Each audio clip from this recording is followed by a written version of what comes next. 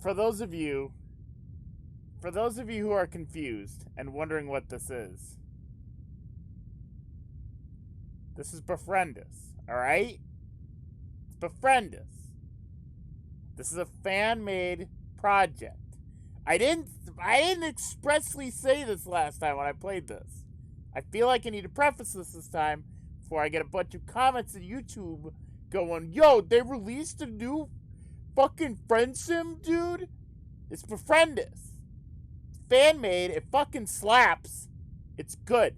I take it as canon because I love it so much. Hey guys, welcome to Stream Ryan Fed. Take a fucking sip, babe! I had to wait until right now because the furnace repairman was here fixing the furnace for like 3 hours. I wanted to do this earlier. I haven't gotten any sleep. I have to go to work tonight. Anyways, we're here. We're gonna play this instead of sleep.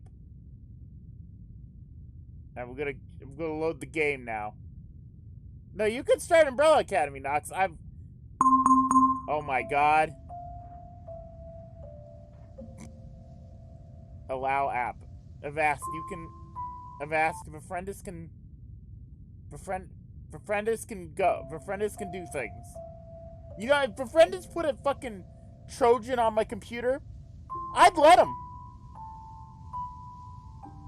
I'd let him. No, I know. That's the reason why Nox is gonna watch Umbrella Academy now.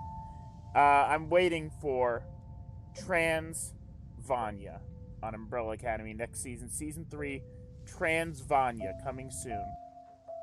What the fuck is that? Is that seriously what I ended on? What is this? Yeah. Yeah, I guess that's what I ended Hivesup on, huh? Jesus fucking Christ.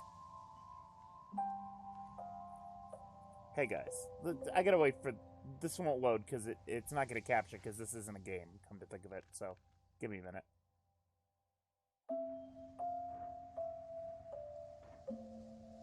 So, you're my little PogChamp, Ryan. Oh, thank you so much, Eldrix. Wow, that's great. Let me read this straight from the mouths of, the creators themselves. After I put this underneath the chat, I really need to clean up this stream setup. Jesus Christ. It's real bad. Please, just let me put this under the chat. Please. Please? Please! Thank you. Christ.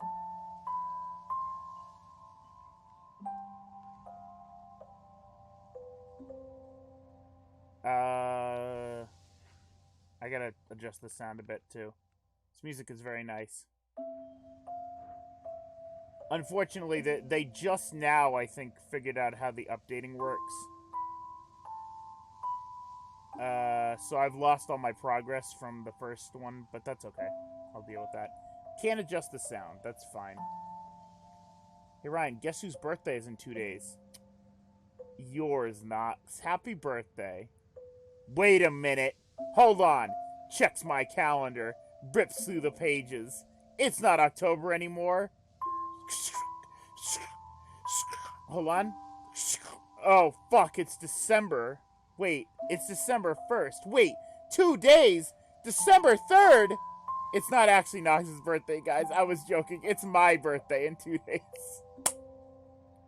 People actually believed that. It was Knox's birthday 2 months ago. It's my birthday in 2 days. Did I say 2 days ago? It was Knox's birthday 2 months ago, is what I meant to say. Hey guys, welcome to the stream. Alright, faded. Yeah, it's my birthday. In a couple days. I share a birthday with Dave Strider. Or, you know, what was Dave Strider's birthday. Happy early birthday. Hi, Cassie. Really gotta make Cassie a VIP. I don't know why you're not a VIP yet. I put enough time in to VIP and mod people, Cassie, unlike you. I gotta read this fucking tweet. We gotta get going, because let me read this message to you guys, and you'll see why we gotta get going. I got a message from Befriendus that says, this is a DM from Befriendus. I don't want to get too much into specifics so as not to spoil, but you're also planning on doing Intermission 1, so I figured I'd give you a warning. This update's a little on the longer side. Like, both routes easily clock in at 10k words or more. So, yeah. So it's a lot. We're gonna take our time. I want to do this. I want to do this because I like Befriendus a lot. I wish I could modify the music and sound, but for some reason my computer is locked up. So we're going to do it manually.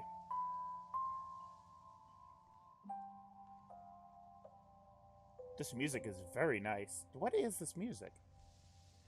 I'm sure I commented on this last time, but is this music custom? Or is this reused?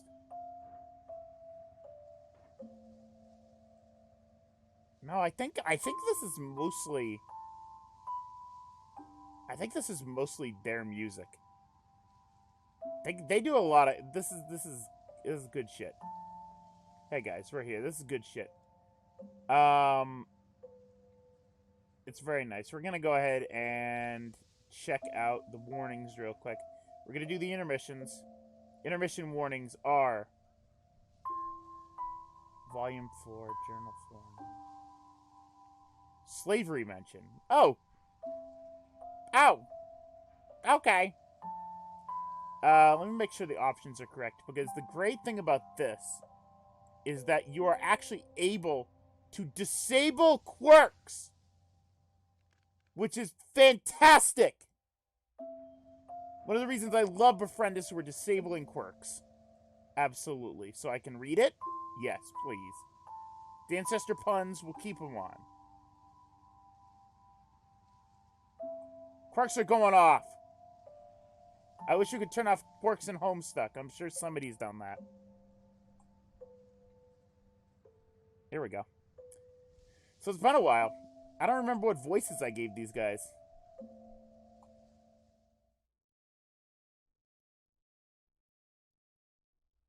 Oh, there's a nice little thing.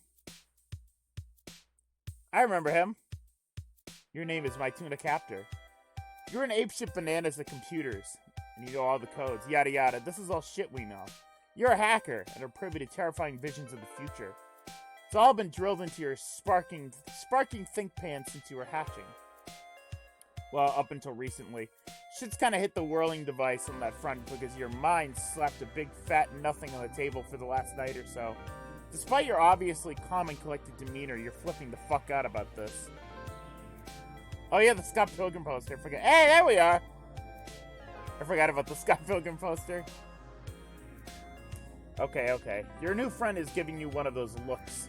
The kind of looks that tells you you're probably not as zen as you previously thought you were. Oh, we're playing as my tuna right now. Interesting. They're right. You're being a total fucking doofus right now. You take a deep breath and try to remember what you were talking about before you get so rudely interrupted. Shit, I forgot to grab a drink. And I forgot to take off my sweatshirt. Hold on.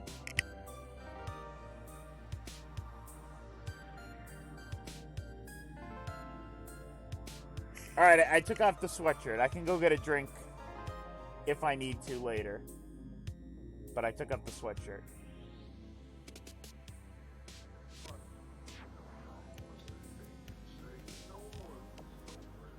Hold on. Should I skip anything? Right. Where was I? Thanks for not butting in with emotional hoof shit. Mountain real cool of you. Oh, MT... Not. Right, question for you. Remind me again how the hell Fincest ollied outie to the fucking moon? Oh, that's right. The last time we helped Mina get to the moon. Because her plan definitely did not go according to itself. To plan, that is. The news channel aren't flipping their fucks about anyone jacking a shuttlefish, so what gives? They laugh ever so jovially. That? Yeah, they can teleport. You shoot them the meanest stink eye your lack of pupils can muster. And they don't squirm under your level 22 psionic guilt glare Abletech. Abletech? hold on, guys. Didn't I literally ask you about superpowers? Did you not think this was perhaps slightly important to mention? There's bearing the lead and there's digging into the other side of the planet, my dude. Or is that what you meant when you said zappy thing? Newsflash, that's not zapping. That's teleporting. There's already a before-in word for it, dipstick. You used it just now. They tell you they didn't think it was relevant to the whole universe is glitching out, which was the context of the question back then. You guess an argument could be made, but you're still not happy about it. You digress. You'll harp on them about this weirdly specific ground lump you're going to die twice on later. Deep breaths. That almost worked last time. Maybe it'll be more effective now. So, you teleported Mina to the moon. Can you take me up there? Yes, no, maybe, yes. Yes, no, maybe, I guessed. I guessed that I was right. Thankfully for you, they're pretty stoked about that idea. Something about their two best before-in buddies together. We're your only two before-in buddies, bro. Exactly, they say. Well, they got one thing right. This isn't something to sneeze at. You come from a somewhat lonely species and happen to be even lonelier than the baseline. Just about all your friendships are online. Assuming there are no negative consequences or heavy expenditures for TPing, you could... That's Minecraft. You could use them to visit anyone. You could chill with Latula or Bug Cancree, or finally give some couch co-op a shot with Cronus. Oh, Christ, we're gonna have to see Cronus eventually. And Cancree? Never mind, I don't want to do Befriendus anymore. Right now, though, you can't afford any of those life-changing opportunities, because the first and foremost, the safety of one of your friends is potentially in the line here.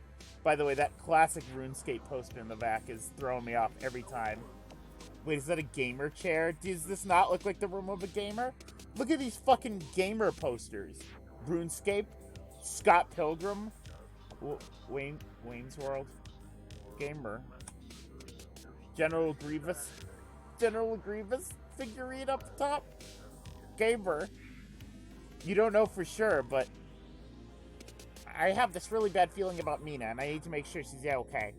I'm talking about grim sense. I'm talking about doom speak. It's bottom of the barrel abstract morbid gut feeling here. Your hooded friend perks up, excited to hear you got your visions back. You grimace as internally as possible, which also happens to be not very. No, you knuckle-sponged asshole. This isn't Vision Twofold. We just have our private and emotional talk about this. I would be a little more clear if it had suddenly decided to leap back into my arms. Holy shit, I just remembered. Befriendus Update 1 had my fan troll in the background. I forgot about that. That was dope. That was fucking dope of them to do that. I love that. This is really good. That made me feel really good. I'm so sorry for losing it for a sec there. Totally lost shit. The losing of shit never stops around these parts. But no, this is just the regular pump-stopping paranoia you get when the bratty loudmouth is radio silent on social media for a little too long. Right after escaping the moon. Something's fishy, no pun intended. Oh, they say. She wouldn't leave without an IP adapter. That was one thing I told her to bring. And she didn't even need to bring space gear, which, trust me, I quadruple checked. Unless she was an idiot and just didn't, which I guess is unfortunately possible. Name of my autobiography, Unfortunately Possible. They tell you that Mina had apparently said that they're not too hard to come by. Okay, what the hell does that mean? She took an extremely one-way ticket to the moon, unless they just know to zap back. You know what, we're wasting all time here, let's just go. You obviously made it back in one piece, so I'm less worried about that, I guess. No offense. It's hard to deny that there's part of you that's nervous as hell about what's gonna happen. No big deal, you're just about to go to the fucking moon. Ordinary night here in Cuddleplum. What the fuck is your life right now? So you're the expert, apparently. What's the stick? What's the sitch? What's the sitch? That's Kim Possible. Walk me through this. Actually, no. Actually, no, time might be of the essence. Sprint me through this. They hold out a hand for you to grab, and you grasp it with all the determination in the world. I don't need to hear about determination, thank you. Your gloves thankfully hide the fact that your palms are clam sweat. This clam sweaty as fuck right. Clammy. He was gonna say clammy, but then it was gonna be another fish pun. Sweaty as fuck right now. There she is. She's fine! She's not dead! Thank God. Your sneakers leave the troll-made floor of your block and instead find themselves leaving footprints in pink moon soil. Mina's seated just 10 feet in front of you with a triangular cut of cloth in her lap. There she is, in the thin flesh, the heiress of all troll kind. I don't remember what voice I did for Mina. I hope I didn't try Australian, because that ain't gonna happen. Mina, where the hell and fuck have you been? Where the front pinchin' fuck does it look like I've been, bitch? Stranded on the moon poor eyes, you got that mutant think pad, how about you use it? But, it's gonna happen anyways, it's accidental. It was British. I'm just gonna try Australian, whatever. You're ecstatic to see that she's just as excited as you are to meet face to face for the first time.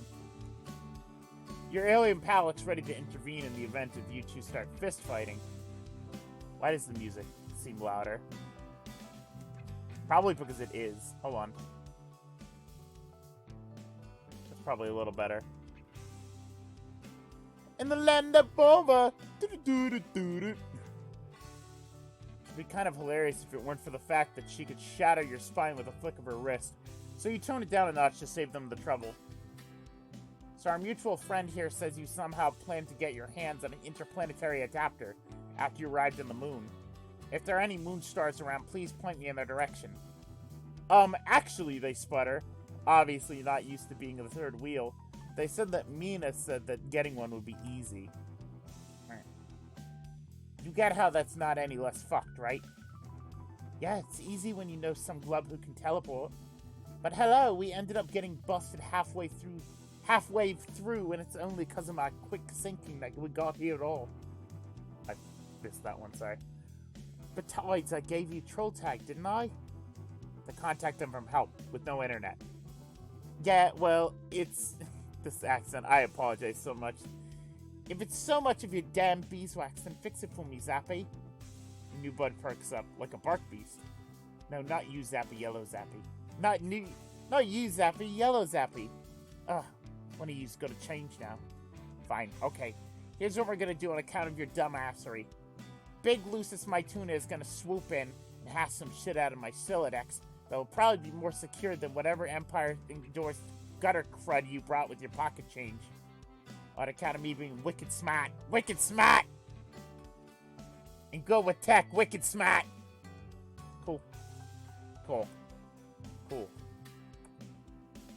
There's something fucking murky in the air right now, and it's giving you hives. Maybe you're just too used to being psychic, but something feels off about Mina. It's hard to justify, because on paper she's acting exactly like she always does. But there's a subtle sense you have that she kind of really wants to take in the fact that you can hang out now.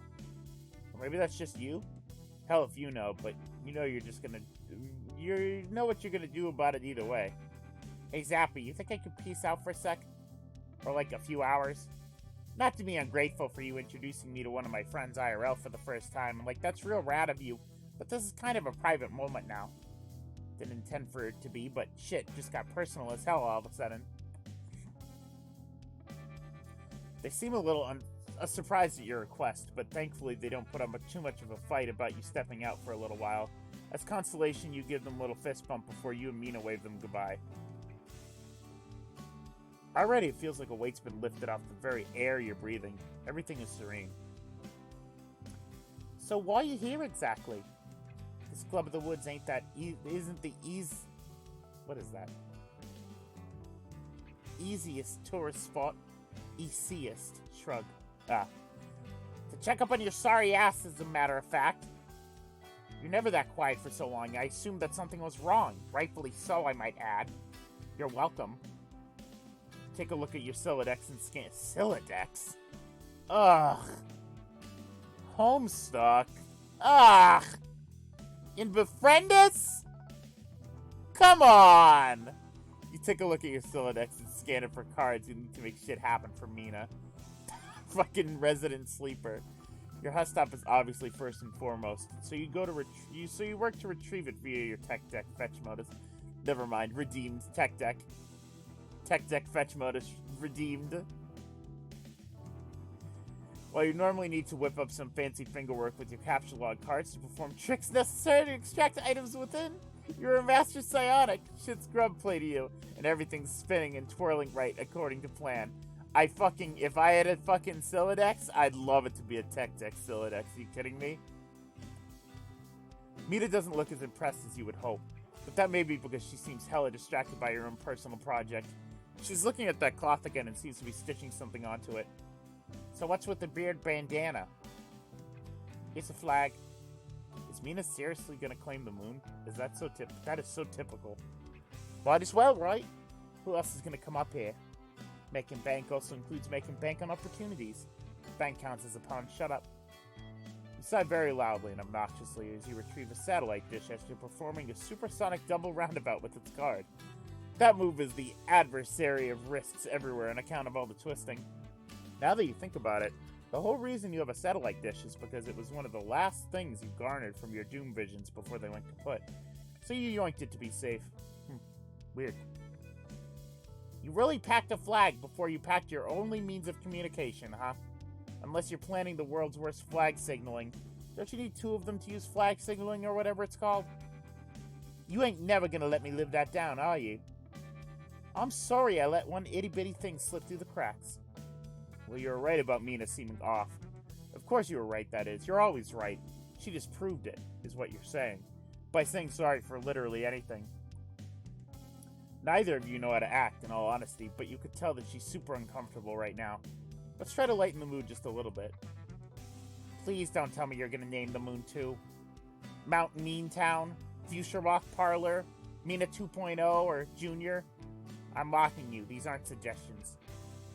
Flattered as I am that you're doing my job for me. No, that wasn't on the agenda. Fuchsia Rock Parlor sounds like metal as fuck band name too, thinking. Just sticking it to Pfeffery, that's all. Old hag couldn't stand the thought of peeps setting foot on the moon. So, guess what my top priority was the second I slammed? Lol. But what the fuck's the point if no one's gonna know about what I'm glubbing? Mina's glasses have little horns, yes they do. Not leading search shuttles right to you if I had to take a shot in the dark. Not like you were trying to keep incognito or nothing, Lamo, fuck off me. Nah. Namobi under Fuchsia's allowed me here. Namobi. Unbelievable. Trust me, I'm shells of confident. Wave too much reef search on my liking. Theft doesn't get worked up over much, but for some whack reason, the moon's grand match she's itching to die on. It's almost freaky how serious she is about it. Grand bases, dying on them. Something about preserving some historical blah blah glub glub, not important. Just know the moon's a no-fly zone. Well, wow, you're almost impressed she knows this. That definitely isn't common knowledge. Not to you, at least. And hey, you're the one destined to be a living ship battery. Although, from the way she's talking about it, it sounds like this whole spiel fell right into her lap without her much so as lifting a finger. Reef search who? Guess I should count my lucky stars then, seeing as how I'm very much under Fuchsia. That's what she said, lol. Jokes, funnies. Total hardy-heart chucklefuck mukbang over here. And now that the universe's shit got fucked over, I guess I'm just doomed to be a pilot. I reiterate, lol. Especially now that you're out of an Empress equation. Thanks for nothing, I guess. You try your best not to make that sentence sound accusatory, but you can only polish a turd as its outstretched finger too much. To your surprise, your barbed words hit Mina a little harder than you expected. Hey, no! Fuck that noise! You're gonna be cool, we can work something out. Okay. What exactly the hell does that mean? Fuck lightening the mood, actually. You've done a 180 on that one. Story of your life, you guess. You're literally throwing away any power you have by forcing everybody to assume you're dead, so forgive me if I find that a little hard to believe. Unless you're suggesting I pack up my shit and go on the run, too. To which I say not everybody can just grab their things and scram, Mina. Some chumps are sitting bumfuck nowhere rooted down by force and lack of magical teleporting fairy alien.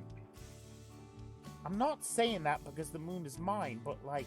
Okay, maybe I'll hit Hive Mate or 2 if I co-op up here too long. Coop up. I'll run a tight ship. We both Shoal, God.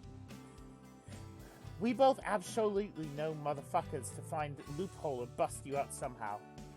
Radglare knows a shit or two about boat law, don't she? Hello, Eris. Hello, Eris am not speaking with the biggest, baddest fuchsia there is. Eris you has the power to change things, and current you is a hop, skip, and a jump away from wanted criminal.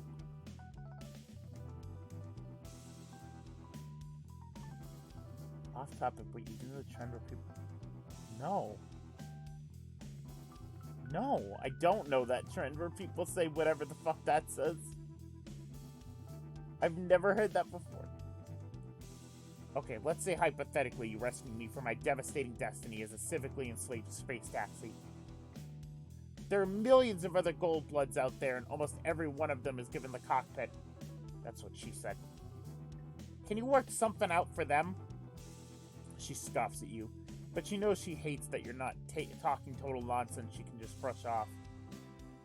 Part of you thinks she's considering just throwing her trident at you to stop you from talking. It's from Hunter x Hunter. Well, it sounds like it's just a trend for Hunter x Hunter fans. I can't work something out for every glubbing fucker out there, believe it or not. It's good, it's going British. It's going British. I ain't magic neither. That's a strict alien territory, apparently. Even become an empress won't let me snap on my fingers and make everything the way I want it. Have you tried to write a law before? Shit takes so long. You know what happened when we got to conserve? Rule 1, nobody likes change. Love to hate it, in fact. I'm not exactly a history buff. I was way better when it came to computer science school feeding sessions. Tuesday. British Mina. Only history around these parts were whoever thought they could take me 1v1 Foxmac. Only no items, final destin. What is...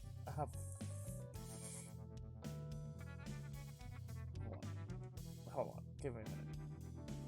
Is this what I think it is? Is he talking about Smash Brothers?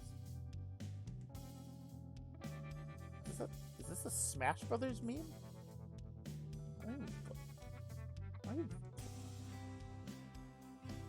I don't even play Smash. Well, I do play Smash. Here's the thing. I own Smash Brothers, right? But I own it to look at the cool characters. I'm not good at the game. I'm bad at the game. But sometimes I just play it and I'm like, oh, all my favorites in one game. Especially if they had Travis. Only history around these parts where whoever thought they could take me 1v1 Foxmac, no item, final destination. No, not level. 1v1, spoken quirk confusion. The quirk joke doesn't work. I turned off quirks. Oh my god. Oh my god. Carcat's coming to Smash Brothers! If they put Zag... What's his face? Hades Man? If they put Hades Man in Smash, Carcat will be in it. Yeah, whatever his name is. Hades Man. Yeah, Hades Man. You're all saying the same thing. Hades Man. That's his name, right? Mr. Hades? Mr. Hades is coming to Smash. Listen, man, you're not talking to deaf fins over here. It's just crazy hard workout for your angler when you keep slapping it behind nigh impenetrable old jokes. Those jests be thick. If you've got something to say, then say it to my face already, will ya? Look, I'll even put the fish puns down for a sec to show you I'm serious. This better be worth it. That was serious with 7 letters. That should not be as big of a deal as it is. But at least you know she's trying here for what it's worth. Look, I'm not even asking you to change anything. I'm way too pessimistic to even consider humoring the thought of anyone making positive change at that scale. Which is sad, but it's what you get, I guess. All I'm saying is that it's probably something you should think about for more than 2 lousy seconds. We can work something out for you. It doesn't fix all my problems, despite the fact that it fixes 1. Okay? Okay. Okay. Pick up the fish puns back up now. That's enough of that depressing conversation.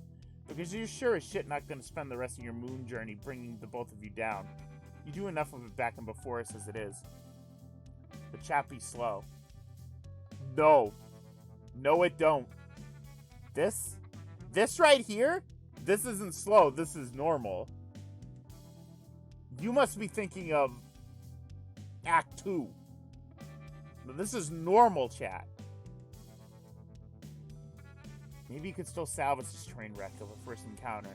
But first off, you need to set it straight with Mina.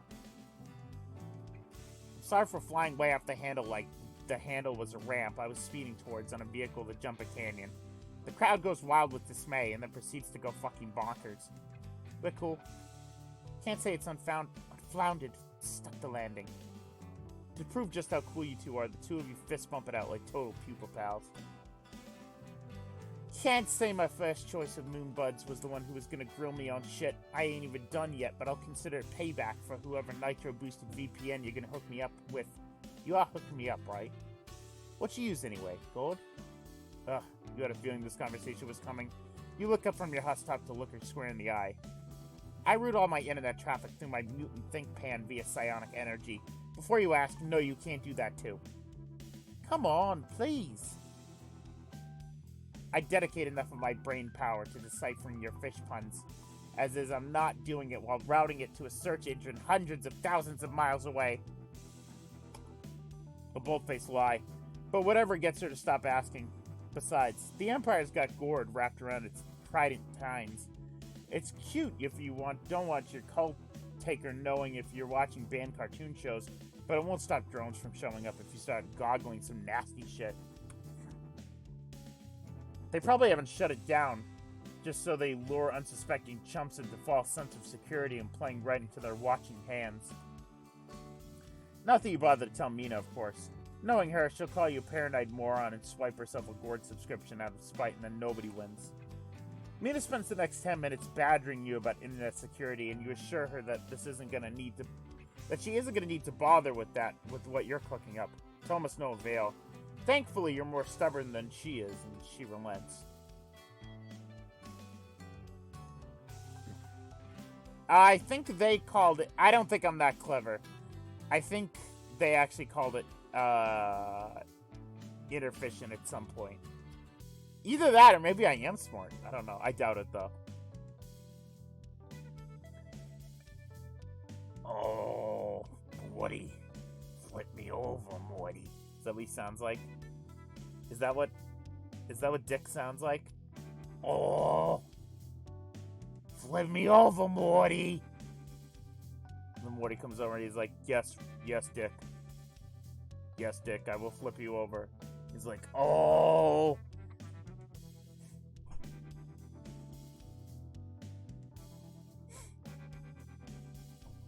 Sorry. The minute I started doing that voice, somebody came into the basement. Somebody walked through the basement the minute I started doing that voice, and I was like, I gotta stop doing that voice. Flip me over, Morty! Yes, Dick. I will flip you over, Dick. Look, Morty, I turned myself into a vegetable. I turned myself into a vegetable, Morty.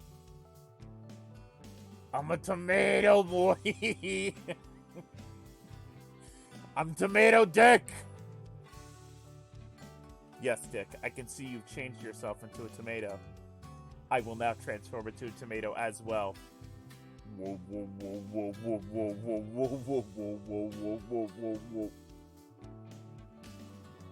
I am now a tomato as well. Morty with tomato.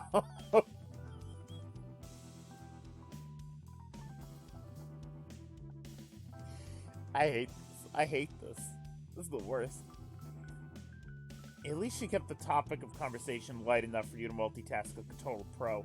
And by the time she gives in, you're asking her for all your computers. I like how there's people in chat like, what? I'm not gonna explain it. I'm sorry, I'm just not. She's got 3 in her right now. You shake your head in distaste. Come on, you're the heiress. You should know better than that. Weak sauce. Not like you can't afford 5+ computers like a sensible fucking person. Shrug. Okay, whatever. You should be connected now. My work here's done. God, you have a lot of unread notifications. There's a clutterfuck up in here. Bada doom ching. You're connected to Zappy, right? You're connected to Zappy, right? Do you mind if I borrow your account to troll them over? What, so you're just gonna ditch me just like that? She certainly said that quickly. Almost like she'd been preparing to say that since the beginning. She freezes when she realizes just how how she just blurted that out. This is like, you know how,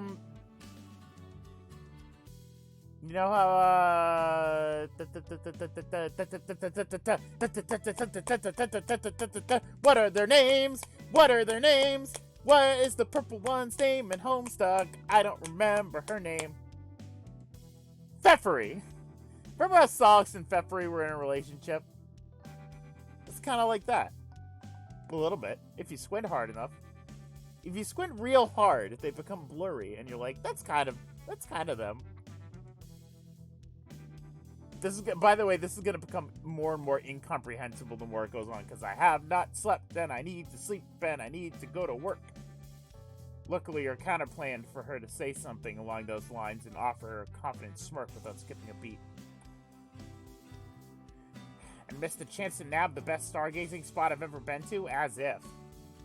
Scoot over, sucker. I've got some starships to spy. Ugh. That's hell on my list. That's more like it! Don't scare me like that or I'll fork you. You poke your tongue at her and she snickers as you take a cross-legged seat right next to her. God, Befriendus is fucking different when you're looking at it from the outside. I think these two are good friends, or more. Whatever you want. The fish behind the tanker, fuck you. A part of you knows you're gonna miss your hive after a while, but you'll be fine taking in the best view you've ever seen until then. You can't imagine what it'll be like for Mina, because that was one hell of a bridge she just burned. So how's it feel knowing you're never gonna be living up here? You're gonna be living up here forever. You know, on account of the whole you can never show your face back in Befriendus without causing several interplanetary incidents thing. Pretty tight. Especially when I can get a zap whenever I need. God, she's fucking spoiled, isn't she? You admittedly are not an expert in alien physiology, but you get the feeling Mina may be underestimating just how long she's gonna live for as a fuchsia. Hell, you know you're barely gonna be a blip on her radar by the time she gets old and croaky. Befriendus' son will probably be long gone by that point. And your new alien pal? They're chill, but they're a little bumbling. The second they step out into Befriendus woods, they're probably gonna kick the shitter. You'll be shocked if they make it past next week. Speaking of, guess what time it is? Oh. It's time to revisit your earlier tangent you nearly went on at the start of this whole ordeal. Winners get something from the top shelf. Rest of y'all get swapped because that was such an obvious question. Anyways, zapping and shit. You know, they said it was a zappy thing, but honestly, I don't see it. What you mean? Zap kind of implies there's some sort of electric influence, right? I mean, electric. Shut the fuck up, Mina. Don't give me that look. I didn't say nothing. That was all you. But the best I can give is that it's like lightning fast, I guess. Even then, it doesn't really cut it for me. I don't know. Maybe this is just the fact that I'm a psionic, but that doesn't feel like a real zap to me, you know? So what would you call it then, genius? That makes you pause for a second. You didn't exactly start off this conversation expecting to be asked that question, but looking back, you really should have seen that coming. Great going, my tuna. Everything's just swooning at the size of your piddly little clump of gray matter. Okay, so like, when they swiped you up and took you up here, do you feel any movement? We were running pretty quick like at the time, so I'd say yeah. What's your point? You resist the urge to facepalm as you try to figure out how to explain this as simply as possible. You resist the urge to... that keeps throwing me off. You settle for focusing on star off in the distance, one of many, and creating a sparking Mina outline to illustrate. Okay, so you were on Befriendus, right? Actually, you were moving, but let's ignore that for now. You were obviously feeling movement, but when you were running from whatever bullfuckery you managed to get your simultaneously asses into, but that's not what I'm asking. What I'm asking is if you felt movement when you went from here to here. Your flickering Mina puppet zips from the fixed point in space you created to another place a couple feet to the right. You pile on the visual stimuli by fading in a two-headed arrow connecting the 2 points, just to emphasize. She's thinking about it for a second, which you hope doesn't hurt her think pan too hard. Haha, zing. Guess not. But the big questions are A, why that mantis? And B, who gives a streaming dump of a hoe? So zapping up here wasn't a glove and roller coaster fish, so what? Was it just me, or did it feel more like the environment changed around us? It's not us going to a different place, but the other way around. You know, ignoring how totally fucking impossible that is, what else is new? Just hurry up and give the grand reveal already, Glub. Just give me 2 seconds, fuck, it's hard to explain. Here, I thought you of all people would appreciate dramatic flair instead of me being tutorial fucking city. Population, you're ugly, webbed mug. Maybe this is the battered remains of my psychic sense talking, but doesn't it feel like there's some weird central core of the universe? Feels like you're mad friend-thirsty, dude. No, I'm serious. Like, the edges of the universe just sort of frame them for some reason. And for some reason, for lack of better terminology, they can, like, and reframe themselves, and us along with them. Like, plop straight from one grotesque portrait of urban jungle to the next metaphorical canvas catastrophe. You play Mario 64? Yeah. Whatever you say, dweeb. The two of you sit in silence for a few minutes. Mina ever so graciously allowing you to take in the view of outer space. It's beautiful, but it does remind you of your fate somewhat. You know, seeing the stars from the SS Quiddle engine room, dreaming of what could have been and stuff. Everything you know and love would die 20 times over to protect. It's all right there, and it feels so tiny and insignificant. Is this what it's like to grow up? Leave everything behind? You can feel yourself spiraling into one of your vast variety of breakdowns when you feel a strong, cold-blooded hand on your shoulder. Both of you freeze upon feeling troll contact for the first time, and, well, you don't finish that thought. Look, I'm really sorry about, well, the whole shebang. Honestly, no bony. Good. Honestly, no Moby can relate to dreading their future more than yours, richly. You think engine duty is daunting? Bitch, I gotta rule an empire. You look at her bejeweled getup and press X to doubt, but you're in remotely similar situations. But you don't butt in. Look, I'd hate this taking place if it was me on the throne, but it ain't, so let me tell you something. Who the fuck is gonna make you be a Shelmsman? Old crusty ancestor Fef? She keeps on me under lock and quay. And K? Lock and K. Look where I am now. For longer than we had clothes, we live in fuchsias taking the throne, and guess what? It took for that to be broken. I said fuck no and did something and worked out, because guess what? Life isn't written yet. If you still had visions, you'd be laughing right now. Eyes. All my life I've been sensing one very specific outcome. No matter what I did and try to alter the trajectory of every fucking thing in existence, it all circled back to the same hoofbeast shit. Just because my visions are gone doesn't mean life is any less fixed, right? What was that about your visions? The fuck? Oh, right. She's been out of the loop for a sec, and you don't make a habit of airing out all your personal freakouts. A long story with no clear answer. Anyway. What are you suggesting I do? Just die jobless or ditch the sparks and flip grub patties forever? Helming isn't mandatory, but it's the best I'm allowed realistically. And running away to the moon is realistic? I guess she isn't wrong. Life's been throwing hella curveballs at you lately. You give her a hum as you mull her philosophy on freedom and destiny. There's no way in hell I'm going back for the throne. Don't get your hopes up for that pacifically, but there's too much there. I don't want to talk about it. I want to help you somehow. If that means snapping you out of your vitalism pity pool party and making you figure out that you don't gotta sit around and get sniped by a big old wipeout, then so be it. Never realized how much you thought about it, I guess. But hey, at least we can all agree the cushy society with an iron grip on freedom sucks shit, right? Amen to that. Thanks for, I don't know, being real about it. Whatevs. And if you tell anyone I'm getting sappy on you, I'll mount you in your lame four-wheel device on my wall. Loose lips, gold snips. What is that even? If you know what I mean. that's what it is. You're overwhelmed by how little you care, but mine zipping your lips regardless.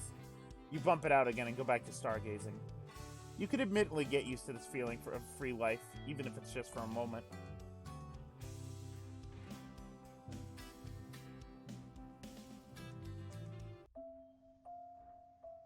There you go. Intermission. That was nice. That was just a nice little friendship thing. I hope we get more intermissions like that. We also have the journals to read, but chapter 2 comes after,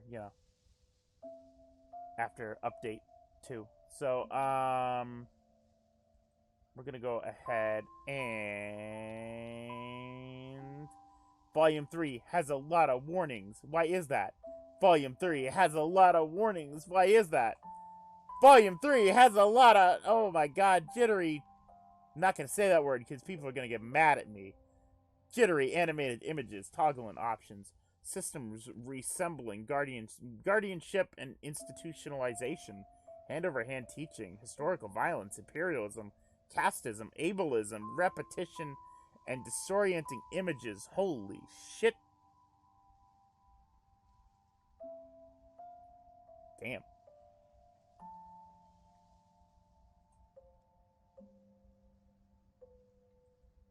Alright, give me a minute. I am gonna get that drink now. I got my new fridge, so my drinks should be cold. What should I get? What should I get? Here's what I have to choose. I don't have water, because I haven't refilled my filter. But I have seltzer, I have Christmas Mountain Dew, and I have A&W root beer. Dunkachino. I don't got any Dunkachinos. I don't got any iced teas. No, not a mini fridge, real fridge. I had a real-sized fridge, and it broke on me, so I bought a new real-sized fridge. No, this is a real fridge. I don't think I can show you guys. Can I show you guys? Hold on. Mountain Dew. People are saying Mountain Dew. Maybe I'll get a Mountain Dew. It's Christmas Mountain Dew. It's like cranberry kind of shit. Hey guys, Ryan Phantom here. Hold on. Let me see if I can actually. Can you see it? There it is. That's it right there. You can tell it's a fridge because I've got a drawing of Tagiri. No, not Tagiri. Tysius. Tysius? Is that the one? Who's the one? I just played Act 2. I'm very tired. Hold on, you guys want me to go get? The basement is bigger than I thought. Well, this is just my room. That's the basement. It's not a... No, it's a real fridge, I swear. It's not a Wayne Radio joke. I swear. Feet on stream! Feet!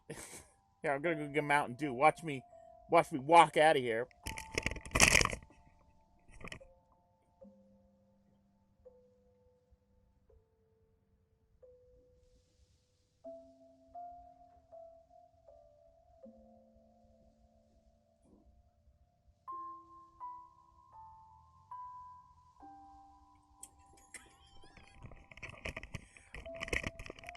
That was my best attempt at a Germa walk, and it did not go well. It hurt. It hurt. I don't know how he manages to do it.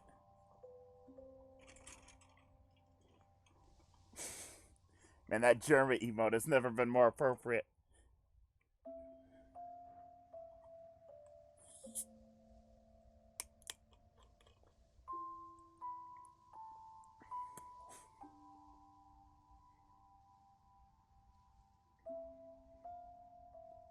Here's the Christmas Mountain Dew, by the way. It's a It's like a cranberry pomegranate. It's good.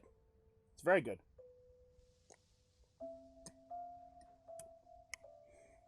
It's uneven. Hold on.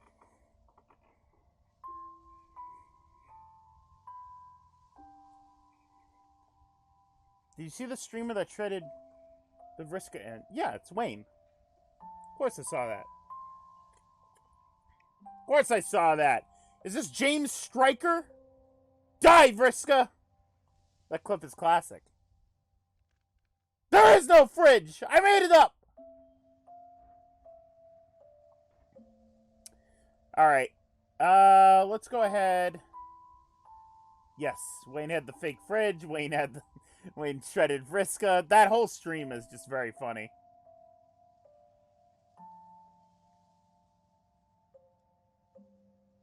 Dunkachino! Oh! Speaking of Dunkachino and Wayne, he sang the Dunkachino song. Like, off the top of his head. Hello, Rhythmic Idealist 04. Hello. Yeah, Wayne sang the Dunkachino song off the top of his head. I don't know how he managed to remember. I mean, I remember it as well, so I guess I do now. Oh, fuck. Sorry, I went on Twitter to find it, and Michi drew a nice Karu Maya. Don't mind me talking about Bandori. Dunk. I like how my... Here's my recent lookups. Bandori Awards 2020, Isu, Hive Swap, Homestuck, Alex Hirsch, Donald Trump. And you might be wondering, why am I looking up Donald Trump? Donald Trump? Good. Well, because I'm trying to document his meltdown real time. I'm waiting for him to completely just, like, fall apart. Just, like, start tweeting, like, I'm deleting Twitter. I'm deleting Twitter. They're removing me from the White House. I'll remove myself from the Twitter. It's my worst Trump yet. Where is it? Dunkachino.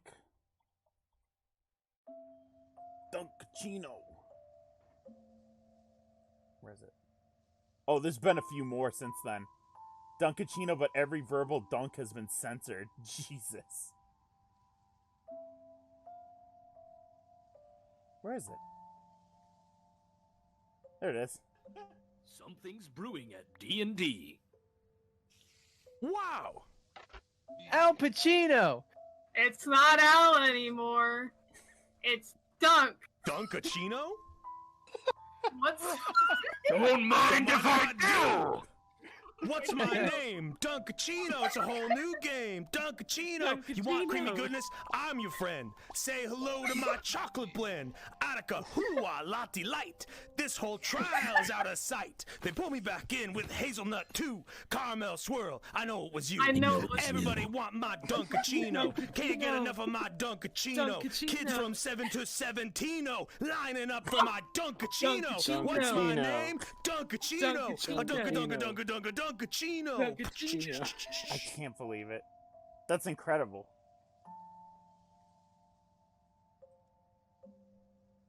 Dunkachino is becoming a real full-fledged meme. Alright, guys. Are you ready? Do you think I've a troll Donald Trump? God, I hope not. I like to believe that if they did have a troll Donald Trump, he's been dead. Dead for a long time. I hope he didn't get out of the pupa stage. There's the horse off. This is the one I played, right? The horse off? They didn't make a new one, did they? I think this is the one I played. I don't think they made a new Trump one. Don't encourage the creation of troll Trump. No. If you're listening to this, don't make that. If you make that and send that to me, you're on my shit list.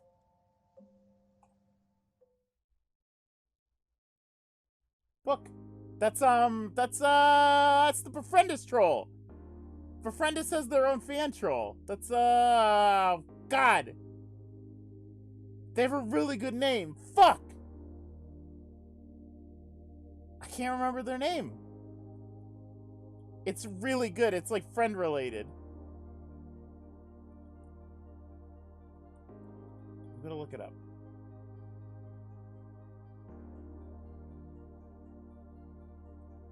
Damn it.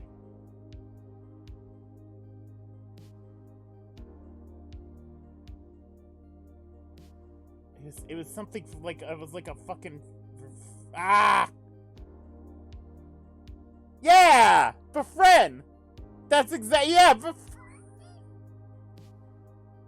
I was gonna say, I feel so bad for not being able to remember it, but I couldn't even remember fucking Pfeffery's name, so why the fuck would I be able to remember Befriend's name? Befriend hashtag. That's incredible.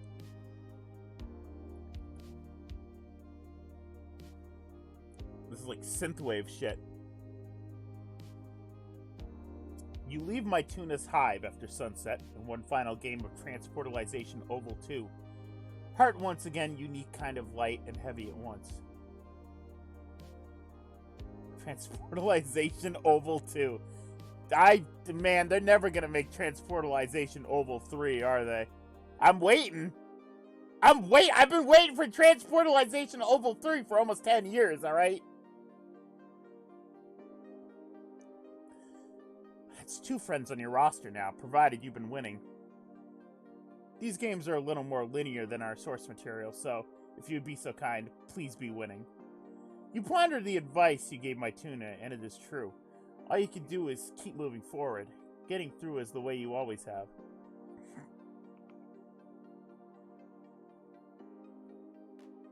I would love a Befriend arc. A Befriend arc?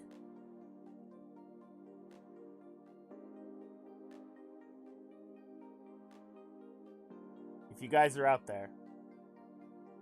Befriendus? Befriendus, I know some of you are out there listening. I want a Befriend arc. Someday, maybe I'll make a Phantom arc. I'm not a writer, though.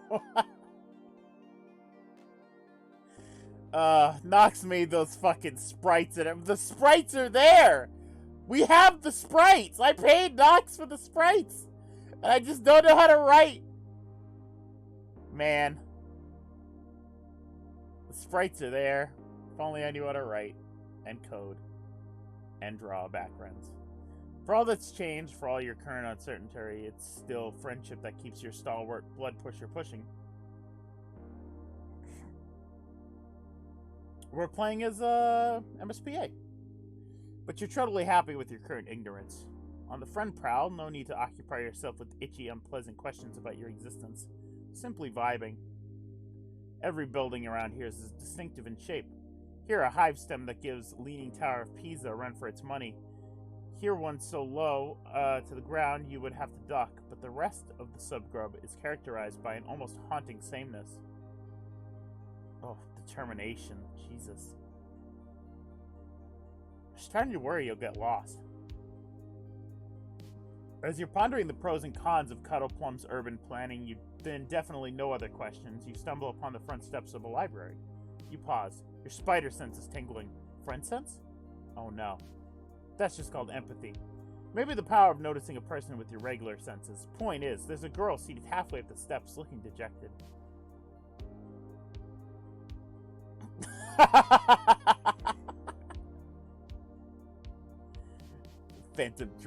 Phantom takes a sip of the Dunkachino and he has a fucking dissociation.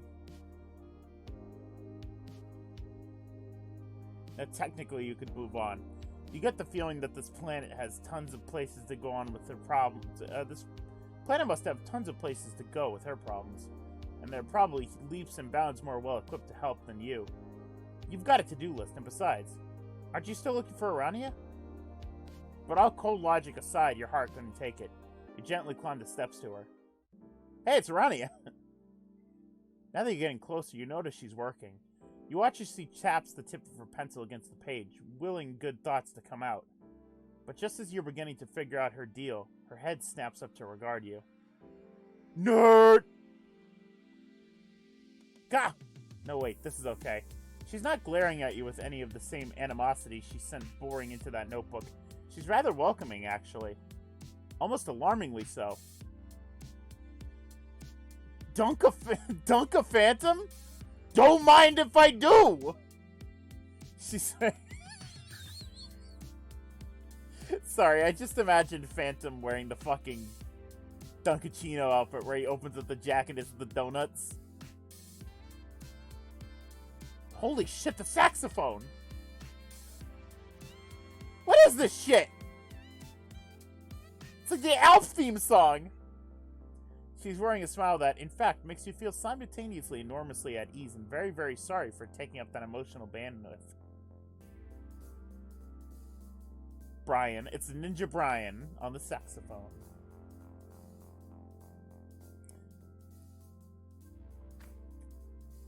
Take a sip and figure out what voice I'm gonna do, and it's just generic girl. It's okay. No, yeah, of course it is. You don't have a right to her business anyway. If she says it's okay, then you're sure it's okay. No. That was actually just fine. And a nice look on someone for friends. I just meant that my smile is okay. It isn't there to ignore myself. As you can see, I'm having a difficult night. There's something stormy brewing for you, too. Remembering your general prior experiences with Blue Bloods, take a step back. Hearing before us, it's harder to hear a threat in anything anyone says to you than to find a half-pipe tall enough to get in the air. But still, it's better safe than dead. You're uneasy. I think I should explain. I mean, there's something stormy brewing in your brain. Something's brewing? No! We can't! We can't keep doing Dunkachino memes. Something stormy is brewing at Dunkin' Donuts, a D&D.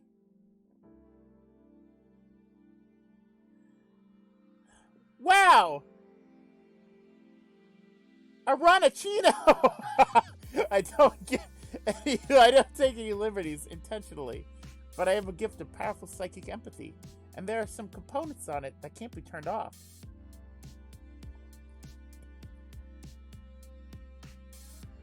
Aranea? Don't mind if I do. Artists made the same joke. Emotion reading with you, for example, is a little like standing next to a particularly strong smell. Gee, thanks, you say. You're welcome. It wasn't an insult.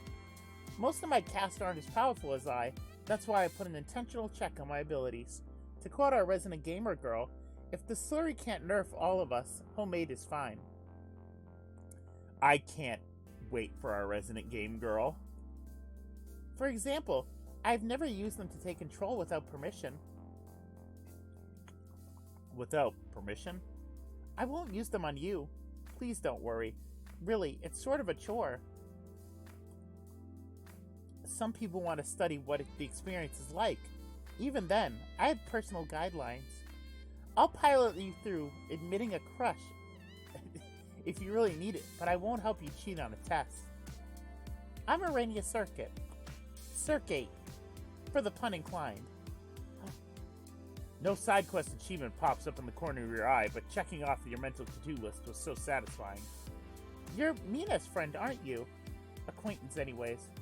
It was just one night, hours, but I'm sure you two are very happy. Captain was raving about you in the group chat, not that I should gossip, or read a word of it. Did Captain say anything about being his friend? If you were wondering why I looked so dejected earlier, that would be because of my presentation for bi-sweeply conference of the Rising Before and Historical Cultural Society. This feels for some reason like the start of an unskippable monologue. No, seriously, she's really getting into it. You swallow the irrational need for validation about your most recent friendship and start using your save slots. We're a selection of Beforus' best and brightest, each of us tasked with weaving together and preserving an entirely new and necessary facet of Before in history and its current impacts, and have a full season, once we've submitted our topic for approval, to pull together resources, create an argument, and add our stitch to the vast historical web. By add, I mean suggest, of course. I forgot to mention this.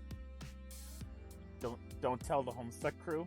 Don't tell the Hiveswap crew. and I mentioned this on Twitter. I was more excited for this Befriendus update than Act 2.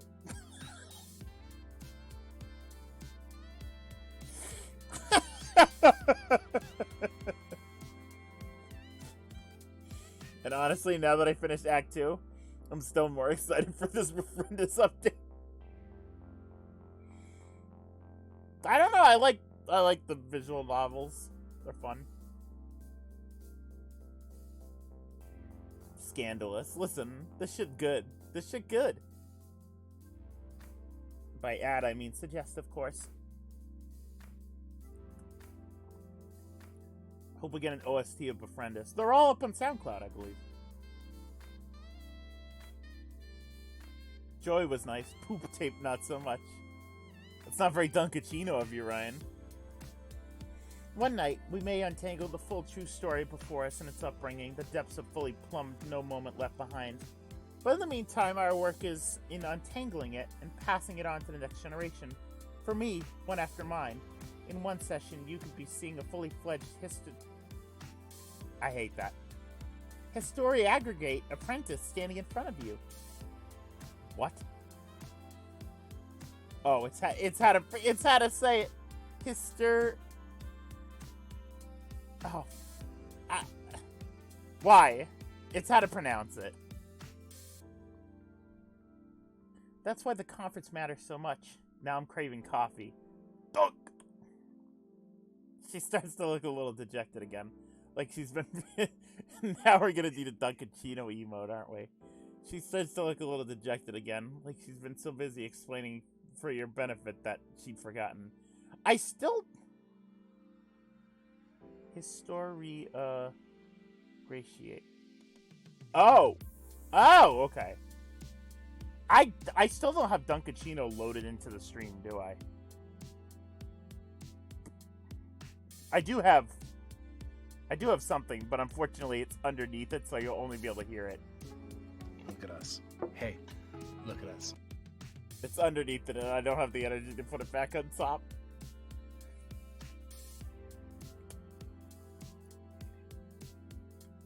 Lego Ida. I can't load Lego Ida.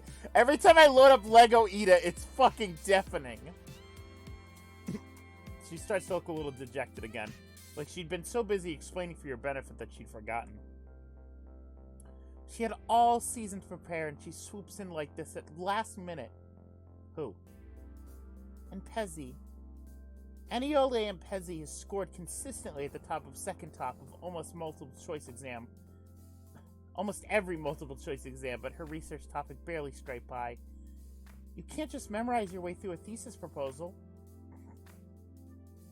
But even with her shoddy craftsmanship and poor work ethic, and Pezzi has always managed to pull off high ranks. And just because she doesn't color code her folders, or ask to speak with mentors after presentation is over, I mean, this is only between you and me, but school feeders call charge who? Rumors fly, and attractive ones stick. And so even with other empaths in the room, and even with my fastidious documentation, we know what side of the narrative will somehow take. Never let it be said that Befriendus doesn't have a penchant for favoritism.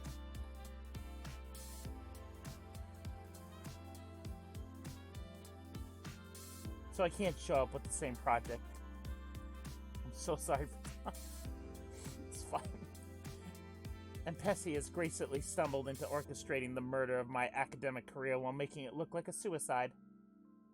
Now you get the problem. Gah.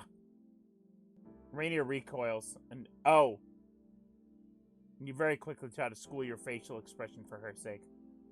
You bet she gets that a lot. My old thesis was that events currently categorized under the 11th century BHIC may fall as late as a couple of sweeps after, for reasons shrouded in mystery to most scholars. Very few documents about the disappearance of the SS Armageddon have survived. Dunkachino Phantom. We gotta stop talking about Dunkachino. Let me save the game. Oh, it actually saved my slots. Okay, so maybe it did transfer over. Cool. There's the horse. Remember Maple Hoof's route? That was fun. wanted to check something.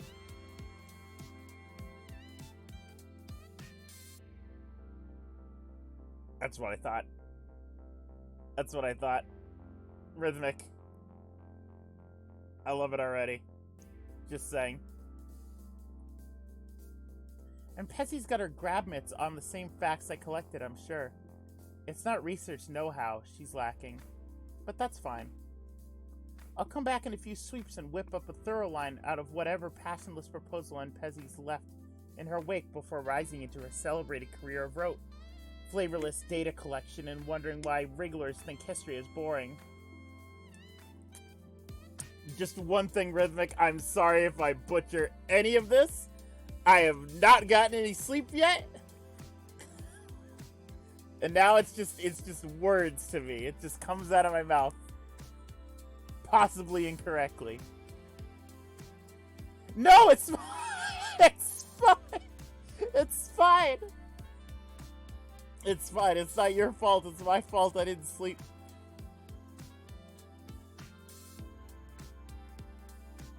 Yeah. Withered signless, and one day it will make you recankry.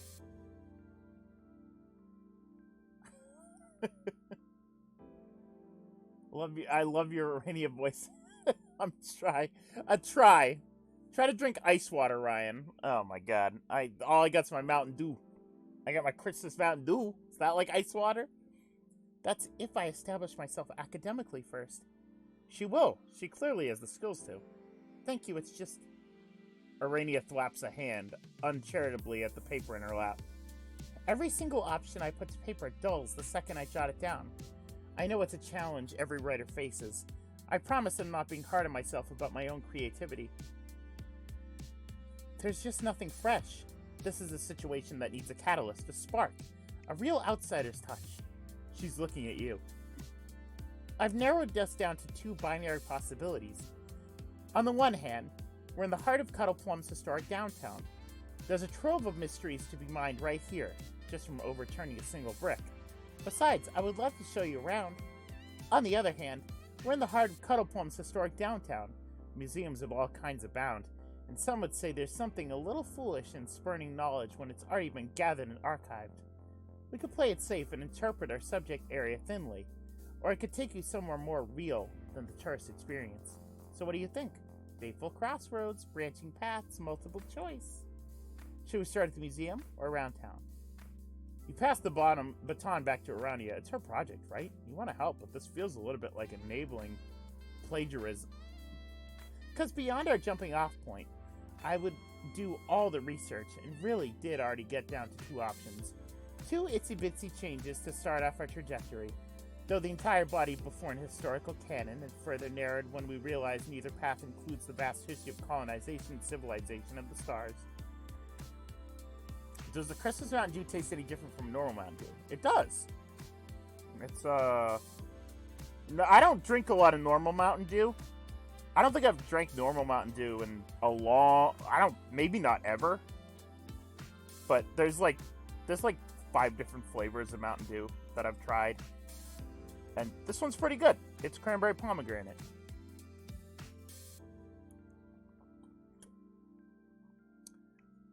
It's really only that in your choice-based narrative, I ought to give you a choice. Well, what the hey, you can't argue with that. She's really insistent. Is it red? Yes, it's red. But it's not code red. It is red, though. And academically honest. And just bubbling over with anxiety. I try not to drink that much Mountain Dew anymore, because, too much sugar and all that. But, when Christmas comes around, I like to get the Christmas. And when summer comes around, I like to get some Baja Blast. So, which one will it be? Alright, guys. I don't want to hear any spoilers as to which one's the right one. But which one are we picking, guys? Which one first? Wait, why can't I click this? What's that? Oh. Whoa. Whoa. There's a third choice. I can show her the journal.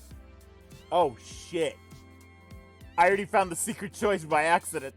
What's that? I can show her Mindfang's journal. I wasn't expecting that. Aranea points to the huge leathery tome in your arms. Oh, Scorpina. Duh. Yeah, she's mine, Fang. My brain is too big. Scorpina's journal, the journal that is Scorpina's. Scorpina's journal. Oh, this whole thing? Cusco's poison. You know, the poison for Cusco. You say, as if you had never been tugging the spoils of your exploration around Mina's hive up to your chest into view on purpose. Just some old thing you carry around, you explain. Sorry, were you being obtrusive about it? Just shifting your grip. It was getting heavy. Hey, you note, real casually. Isn't that kind of like Aranea's sign on the cover there? Where did you get this? Big brain, Ryan. Yeah, I got that big Germa IQ. The narrative winds you neatly through answering that sticky question, because remember, and this is crucial, you've been winning. Oh yeah, Mina had someone send it to me in gratitude, you say. She thought it seemed like the kind of boring lore dump bonanza you might like. Hello? Oh! It's supposed to close. Oh man. Thank you. My fridge wasn't closed, guys. My damn fridge didn't close. Someone must have dug it up while she was bossing people around to send up the rest of her stuff. You know, because she needs more stuff. Even if there had been, like, food in those hastily packed suitcases. You still summarily destroyed the only pre-existing structure on the moon. At least as far as your eyes could see. She's sort of hiveless right now. You kind of expected Aranea to be more concerned about Mina's current standard of living, but you can only guess that zeroing in on the book overrode all other senses and she straight up didn't hear you. She's leafing through the journal very quickly, but in a way indicative of someone who with a reverence for books. You make a mental note to never bend back spines or dog-ear pages in her vicinity. She stops to study one particular page, with her finger pressed down against one line and her eyebrows drawn together to a pout. She's so bored. I don't understand. To have taken an archivist's oath and spend every night one's gifted behind one's desk, let alone out in the fields, sitting around whining. To be gifted with a storyteller's lilt, and the style and flourish that decorates the scene perfectly, and to decorate it with boredom. To be, due to our generic gift, granted insights into a court case so controversial I've never heard of it, and resent it because it was jury duty. I know, right? Aranea flips back a few pages to get context. You wince and suggest that maybe she doesn't do that. How utterly sick I am of being sentenced. Oh boy, it must be a prank. Haha. Mina and her pranks. Aranea, I keep fucking that up, is on what appears to be one of those horrible troll phones. Though her hand is clamped firmly around all the wriggly parts, which you appreciate. She dials up someone she's got saved, and a glimpse in their contact photo confirms who he... I'm gonna try that one again. And a glimpse their contact's photo confirms to you who it might be, your friend Mina. She's grinning fiercely here, and has her arm thrown around Aranea's shoulders, nearly lifting her off the ground. Okay, first of all, aw. No, wait, this is bad. Well... oh, I didn't get to read the achievement. Holy shit, that's a really good... I like the style of the end card there. Looks good. Friend bribery success rate 0%. Alright. What is that? Remember Bling Bling Boy? I remember Bling Bling Boy. That's the end of the stream, everyone. Goodbye. Bye.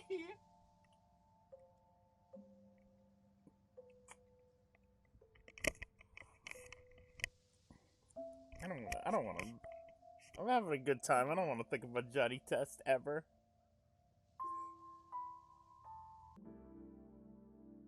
Alright, guys. What are we going to pick?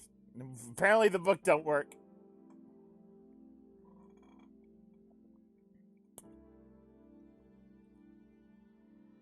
It It's not Bling anymore. It's Dunk. Johnny Test. I can't do it. Come on. Oh, I should really.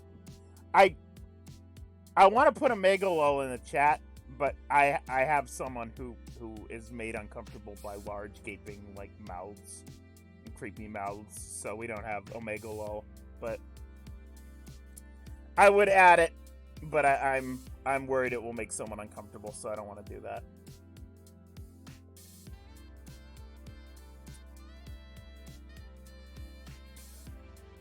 All right, let's do this. Standard low will suffice. You tell Aranea you can picture nothing more exciting in this life than the Museum of Entomology. Sure, that's how you say that. You say it with your soul, you say it with conviction, you convince yourself that your brain means it too. Thank you for choosing. Onward we press. Museums are a front of pre-existing knowledge and interpretation. Wow! Interpretation! That's the word! Wow!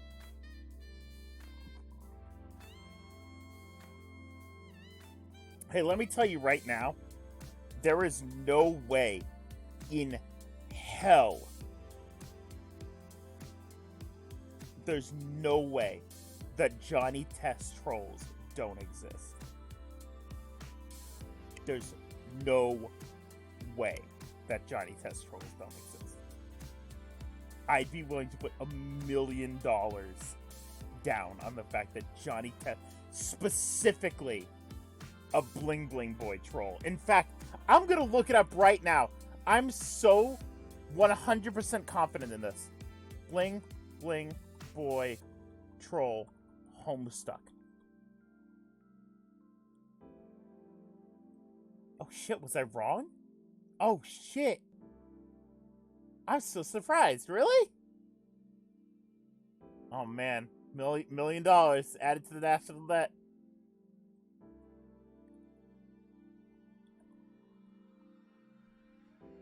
No, it's not. Alright. Well, okay. On a second cursory search, if you look up Johnny Test Troll Homestuck, that wields some more results. My first search was Bling Bling Boy Troll Homestuck, but Johnny Test Troll Homestuck, that wields some more results. Man! Oh! Oh! Oh!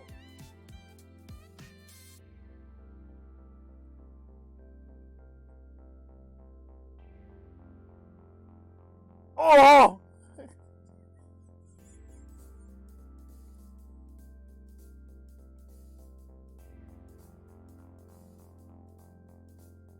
Leave that there for the rest of the stream.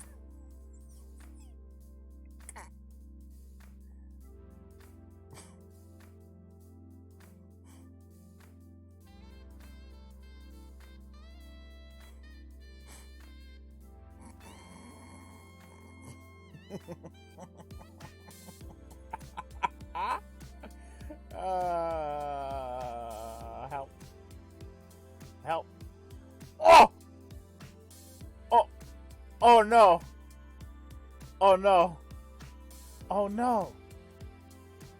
Oh no! Oh no! Oh no! Oh no! Oh no! Oh no!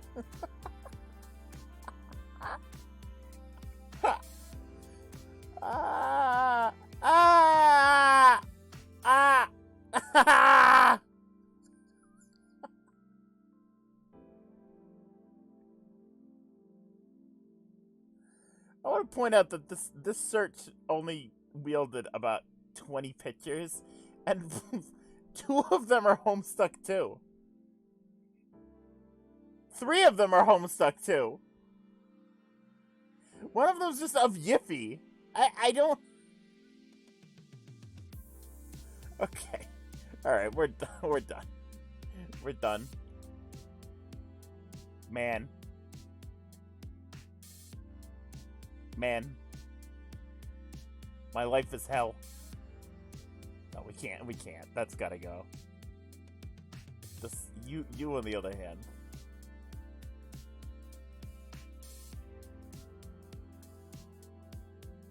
Oh, hold on. Nox has wielded something. What is this? Oh! Oh! Oh! Oh! Oh!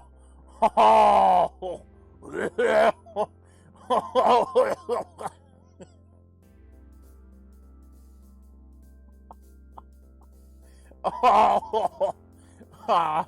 You're months too late. Alright. Yeah, I know, I swear I've seen a troll Bling Bling Boy. Alright.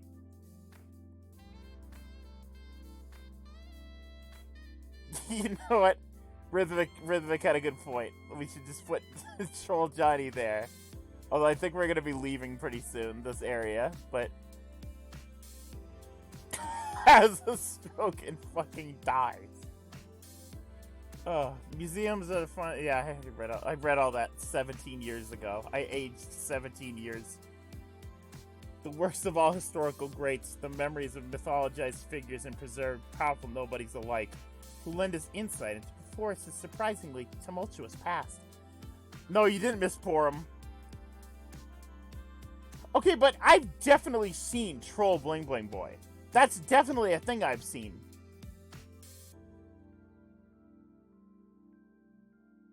Like, I've definitely seen that. It's just weird that that didn't come up. There's a lot to explore. The mere recording of a story doesn't mean it's reached completion. Every artifact in a museum is an intergalactic empire carries secrets, and vast scores of those secrets remain uncracked until we find a way to peek into the past directly. Nobody has yet. You could call a museum a collection of the already celebrated, the deemed historical, because somebody has already found and rescued them. Look at that! Look at that sprite! I like that sprite. The reinterpretable, the Trollsop's fables of known time. We can decide if Ironclad was really Ironclad, or in which quadrant the Paladine and Partisan really were. I know, you can't really tell his eyes are all fucked. He's too small. Moments and players in a vast, interconnected narrative are painstakingly restored from their original breakable formats, or preserved as artifacts submerged in saltwater tanks and presented to the public for informed re-examination, and other pieces of past still hidden behind the scenes, waiting to be rescued. So, which will it be? Holy... Wait, what? Wait, what happened? Didn't I pick... But what just happened? Is this a different choice? What happened? Did we loop? What happened?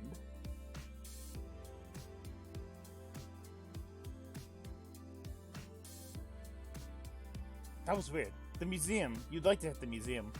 You really don't want to trust yourself to cook up a history project outside of it when you barely understand the ground you're standing on. It's all working fine. Okay. I'm just really tired. I got really confused for a second. And besides, you're sort of worried about Aranea shrugging off her project on your account to give her too much of a reason to play tour guide. Belongs in a museum. Thank you for being considerate, but it's me who's your host. And while we are working, I'm happy to provide a taste of our Befriendus hospitality, esteemed local traditions. You're a guest. Who knows, one night we may need an updated working model of on-planet interspecies diplomacy, so there's no clear advantage to the path more well-trodden.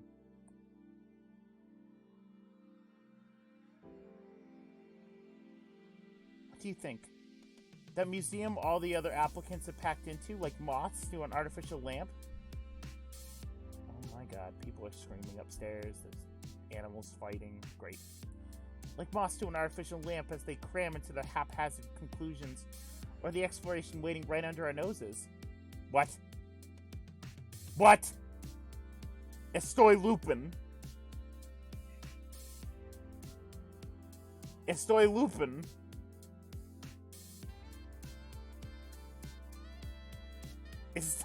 Estoy lupin.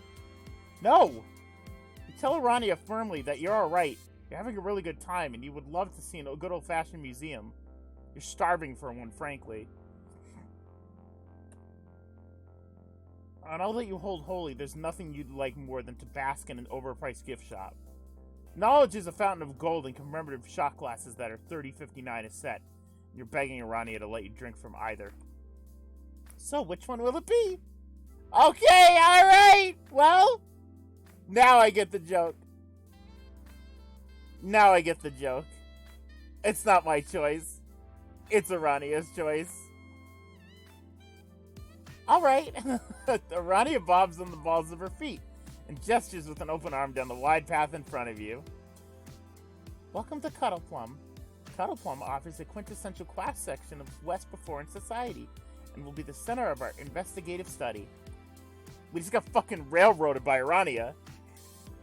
And I think you're just the fresh perspective we need. What is before us? As it falls on alien gander bulbs. It's very smooth, you say. Aranea seems delighted by your novel opinions. It is! This book hive is the product of architectural competition in the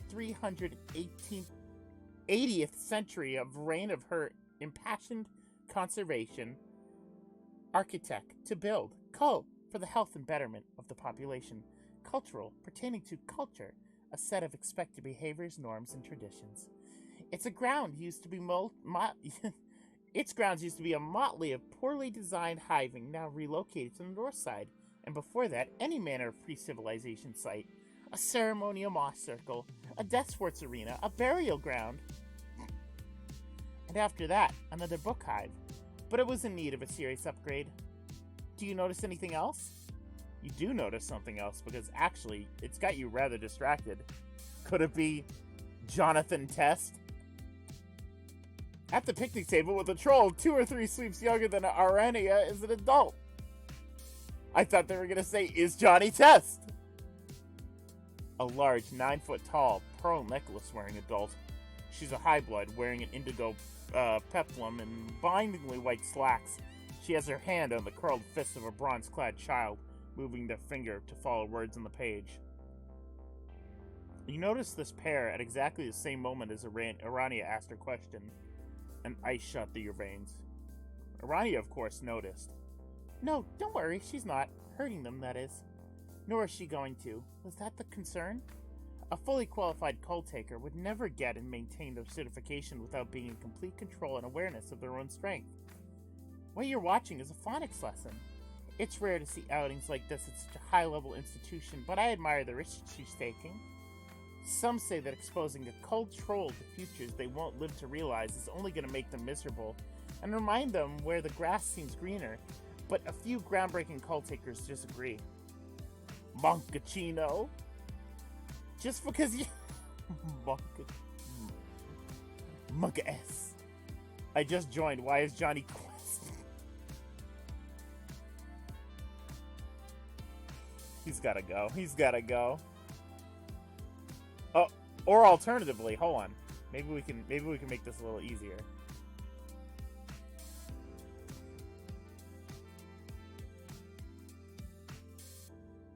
Whoa, wrong one. Hold on. Shit. It's the wrong one. Hold on.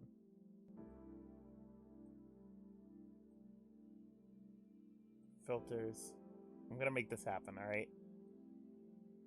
I'm gonna make this look less shitty, okay?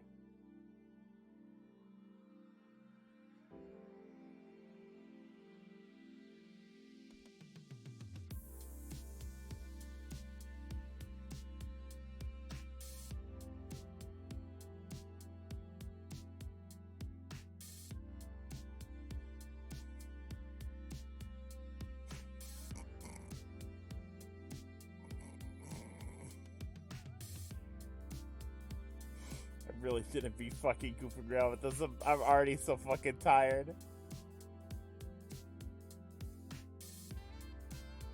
There, maybe there. He's less noticeable now.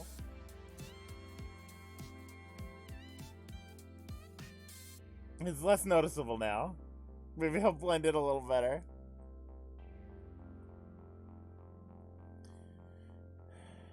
Just because your charge won't have the lifespan to participate in the grand scope of academia doesn't mean they shouldn't know what's out there. Aranea leans down to the child's eye level and waves hello. You guess you should too? You wave as meekly as you can manage, halfway hiding behind her, but Aranea is already shuffling you along. Oh, well.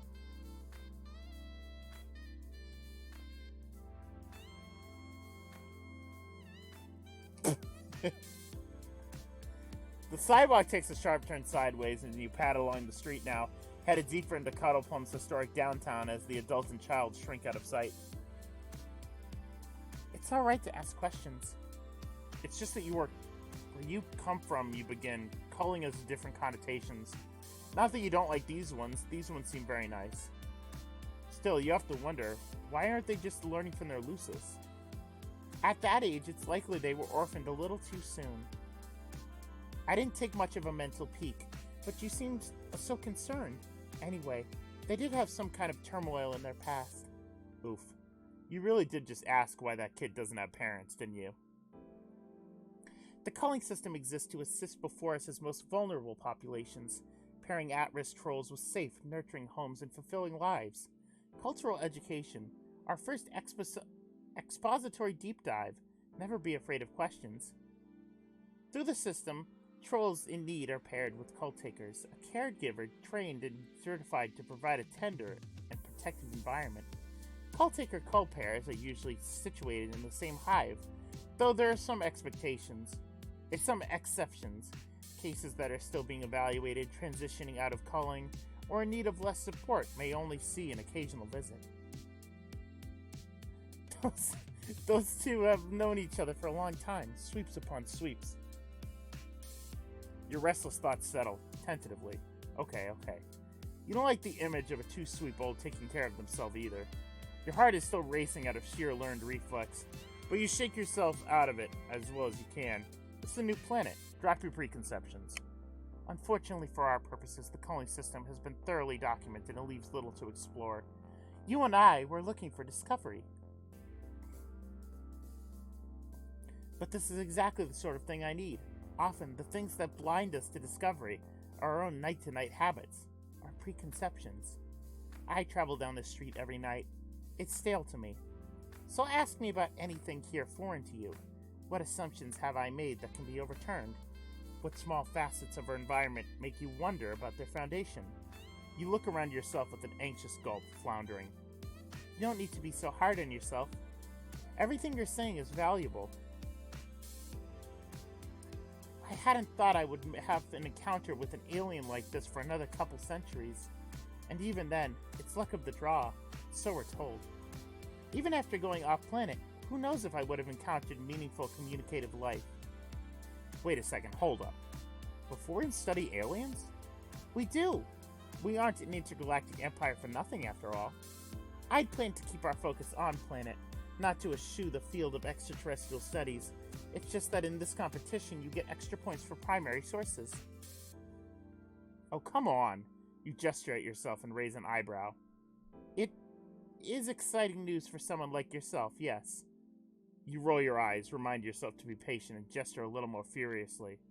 Hello, primary source! Aranea's eyebrows slowly raise further, first tentative understanding, then in delight. You would be willing to do that? You so very much would. You know Earth like the back of your hand. You're all about Earth. Anthropological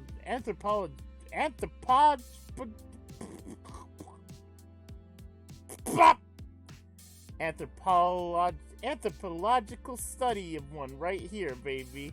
Even better, you're used to explaining yourself to aliens. You came to class prepared. In that case, we should get to work. My hive is probably a better setting for an interview, but it's a 10-minute walk. Are your strep pads feeling tired? What? No, you're sure, Aranea, that another 10 minutes on your feet is more than manageable. You leave out the miles upon miles you walked earlier today. Right this way, then. Watch your step.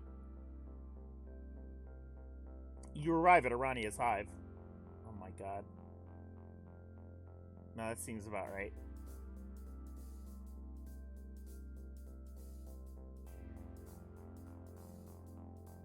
I like that little Aranea in the background with the trophy.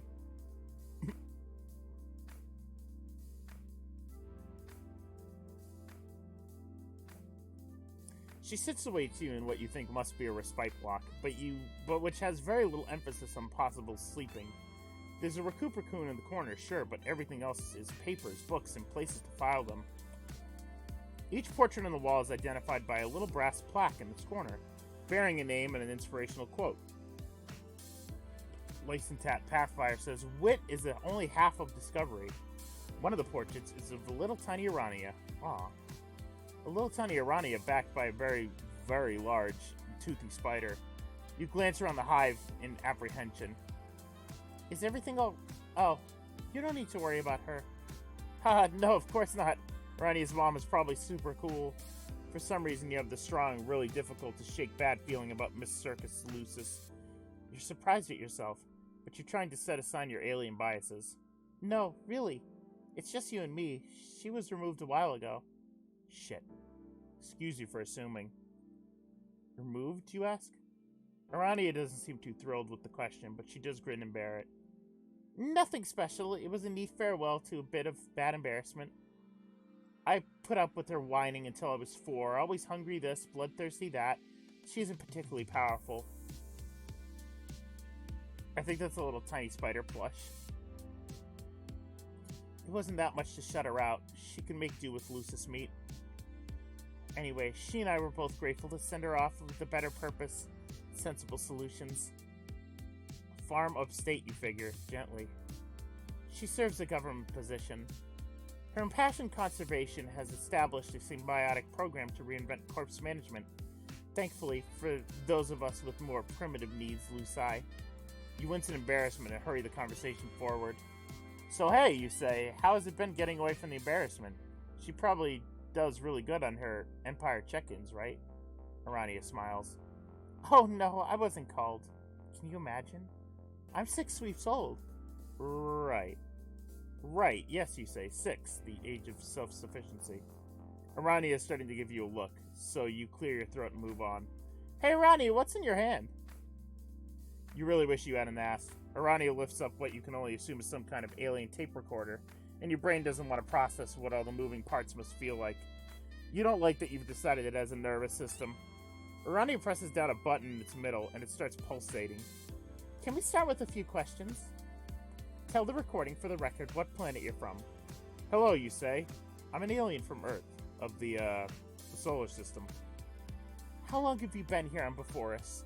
2 days, you say. More or less. There was that quick jaunt to the moon. Wait, shit. Can we start over? Can Aranea strike that from the record? I'll strike anything sensitive, don't worry. And what has your journey been like, spending these nights away from your home? Oh geez, away from your home? That's a lot longer. You hold up a finger to Aranea to ask her for patience while you do some quick mental math. 1, 2, 18. You have to think about the space journey before that, of course. Seems I've jumped ahead in the story. Why don't you, my alien friend, take the lead? Aranea says in a voice she must have learned from documentaries. Start at the beginning. The beginning. Huh. The ship had just lost power. In some kind of freak electrical glitch, some accident, you lost control of navigation. You lost control of everything. And as your ship plummeted down toward the planet below, you thought you were going to die. You thought you were going to hit the ground full force, but somehow... But hang on, this isn't the beginning either. You remember the day you saw the advertisement, crumpling and pocketing the flyer, rolling up to the recruit with adventure fluttering in your chest at the over-romanticized prospect of your entry-level spacefaring job. Wait, what? Fucking... space lore? You remember the day you received the order, a position you loathed. You didn't recognize it at the time, but it was the beginning of it made your eventual mutiny a natural conclusion. You got on a spaceship anyway. That was the last you've seen of Earth. You remember waving it goodbye, watching the vastness of the ocean shrink to the size of a marble in the distance. It didn't make your planet feel small. It made everything feel absolutely enormous. You watched it twirl away beneath you, dreaming of the minute you would reunite with your loving wife, or... No, daughter, no, you're... It's just... Hang on, you gotta hammer out the lore. You don't remember it all, do you? Panic makes itself known distantly, a discomfited flare in your gut. No, of course you do. Fucking Johnny! Fucking Johnny!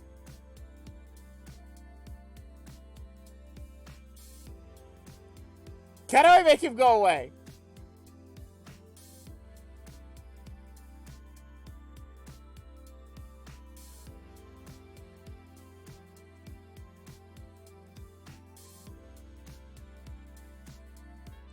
Well, no, of course you do. It's just a hiccough. You remember the parts that matter. Aranea's voice takes on a honey-like quality, soft, sincere. You've really, really worried this girl, and she really, really wants to help. Oh my god. Come here. Come here. Come here. The stream wants to see you. The stream wants to see you. The stream wants to see you. They always want to see you. They always ask how you're doing. They don't give a shit about me. They don't give a shit about me, okay? They only want to know how you're doing. They only want to know. Nobody gives a shit about me. It's all about the nutmeg lore, okay? It's all about the nutmeg lore.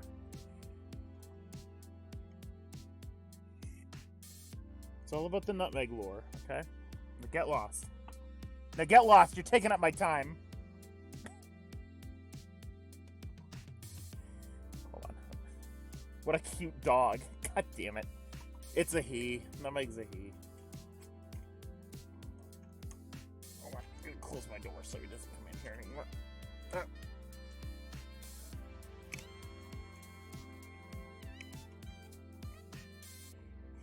They don't seem to care. Oh, he seemed very upset when I was picking him up. Okay.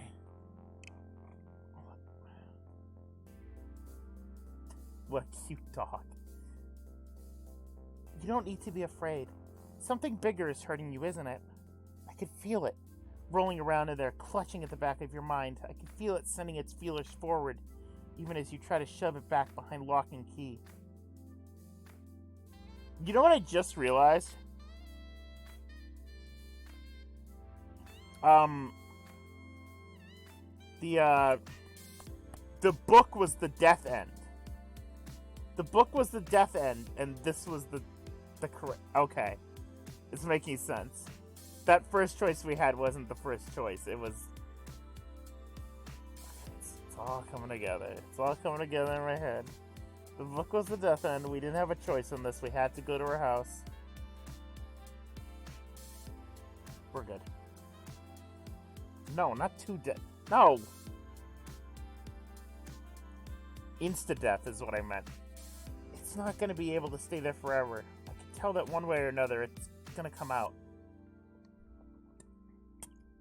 Okay, the Johnny is going away. Goodbye, Johnny.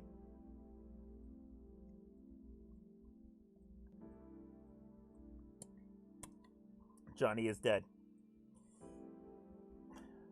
But I can help you bring it forward safely. This exercise will be scary, but it doesn't need to be damaging. I'm very well experienced in matters of the mind. Can I take a look?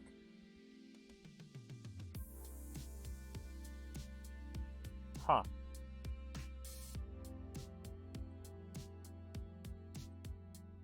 What are we gonna answer, guys? Obviously, you guys want me to say yes, right? We want to know that MSPA lore, right?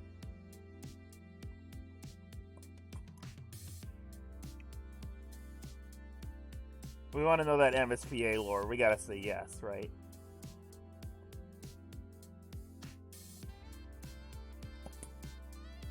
It's been too many hours since you woke up half-drowned.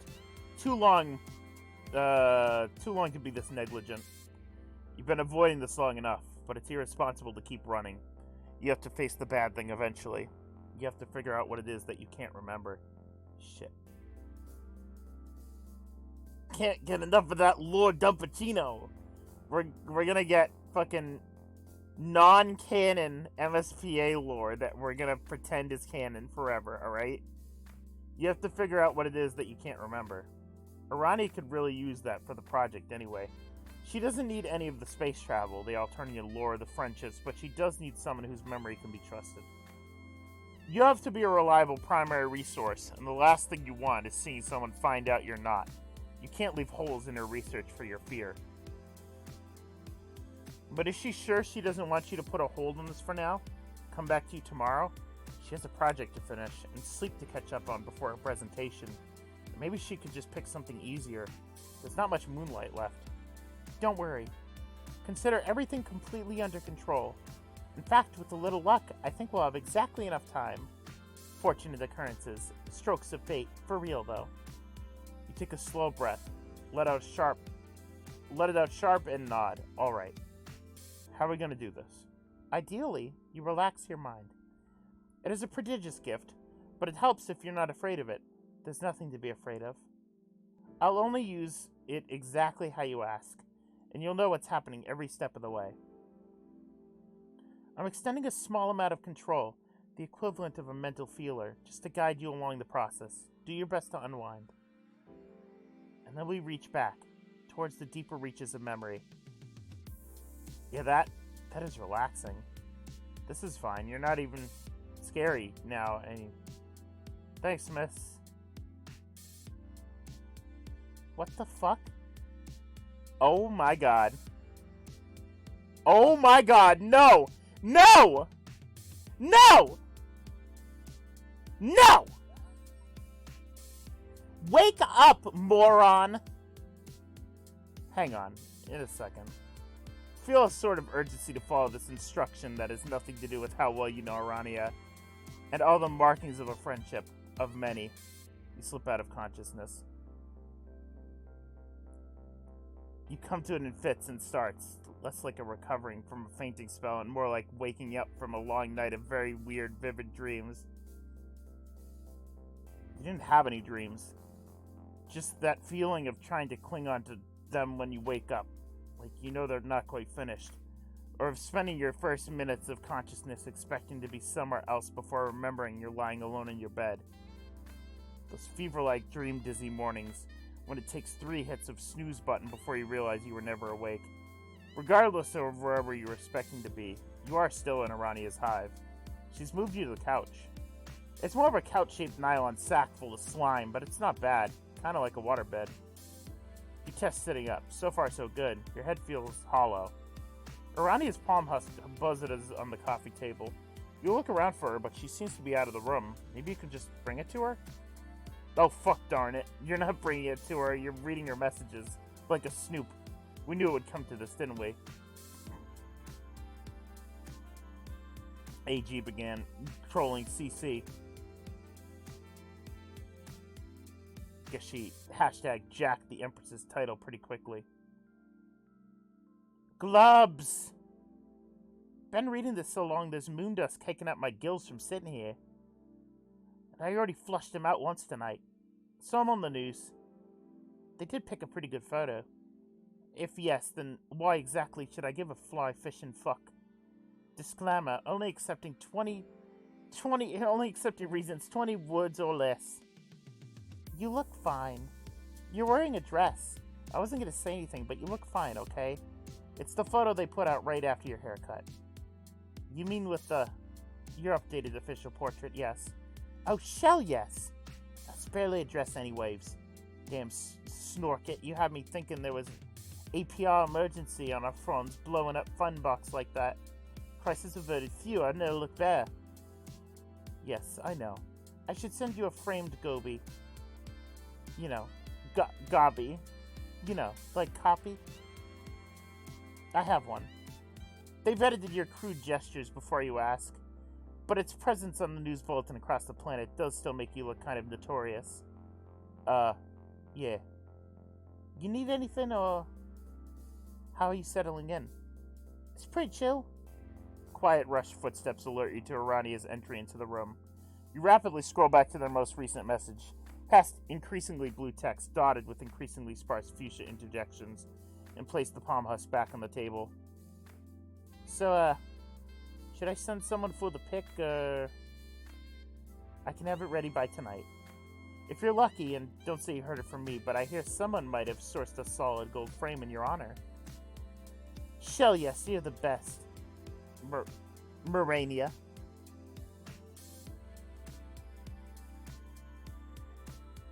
Did anything strange happen while you were with our new acquaintance?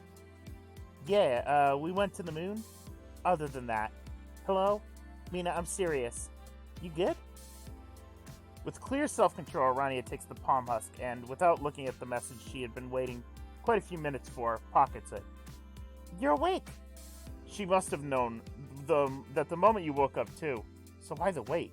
Was she deliberately keeping you from embarrassing yourself? I've never seen anything like that before. Not to worry, though. How do you feel? Is everything there that was there before?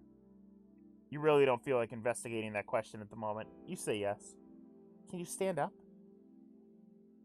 Aranea walks you through a series of exercises, all embarrassing and increasingly convoluted, to make sure your motor function is still online.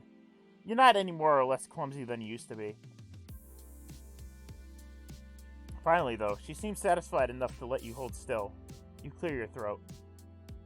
I can make a few educated guesses. Do you know what third-person omniscient is? Ordinarily, that's a clumsy but reassuring metaphor for how I walk through life, and those like me, but my case is slightly unusual. I am, after all, the best of the best. There's less heart in her words than there could be, but you smile weakly. Those are what people who study telepathic and empathic dynamics refer to as passive abilities. Around you, that ability is almost 2 times stronger, but those passive abilities seem to be where my ability to interact with your psyche ends. With your strong emotional stench, yes. How does your species usually access the subconscious? You think for a minute, glance around Aranea's hive for a cartoon pocket watch. No dice. I have an idea. I can't control your thoughts. We ran into trouble before I was able to so much as hold their hand. I can, however, act as a guide. Do you feel that discomfort at the back of your mind, like an itch? Are you allowed to say no? I'm willing to guess it's what we need to venture into. Aranea settles onto the couch beside you. She can't take your thoughts' hand, you guess, but she does physically take yours. You do have access to more than you think. Actually, a lot of the problem in there feels... Have you ever had a lucid dream? I think you may be able to take the reins in a similar way. I'm very familiar with the mind. Even if I can't take the helm, I can illuminate which paths to follow. You'll just need to do the doing. Look at me. Good. Close your eyes. Now follow that discomfort. As you do, something spreads around your brain like a blanket. There's nothing touching your thoughts, not directly. Once, you start to feel a bit woozy, and the sensation pulls back. You feel colder, but you follow her instructions. The discomfort does have a clear locus, a hard pit in your brain. You mentally tiptoe towards it. Aranea gives your hand a squeeze and says, Go on. You're receiving false danger signals, but nothing bad is going to happen to you. I wouldn't allow it. You don't want to come at the unnerving thing like a battering ram, charge in and bust down the front door. You know it's your own memories, but you can't face it like that. Oh boy. Visualization is only getting you so far, but you tell yourself you're going to take the thing and creep around it. Wind your thoughts very gently along its edge, like, hey there, just passing by, and slip into the side entrance. You trip off the mental equivalent of an unforeseen staircase. Oh. Something's glowing outside. I could have kept pushing, so I really hope you don't mind me jumping in. I felt it was fitting to take a quick break. This isn't working, is it?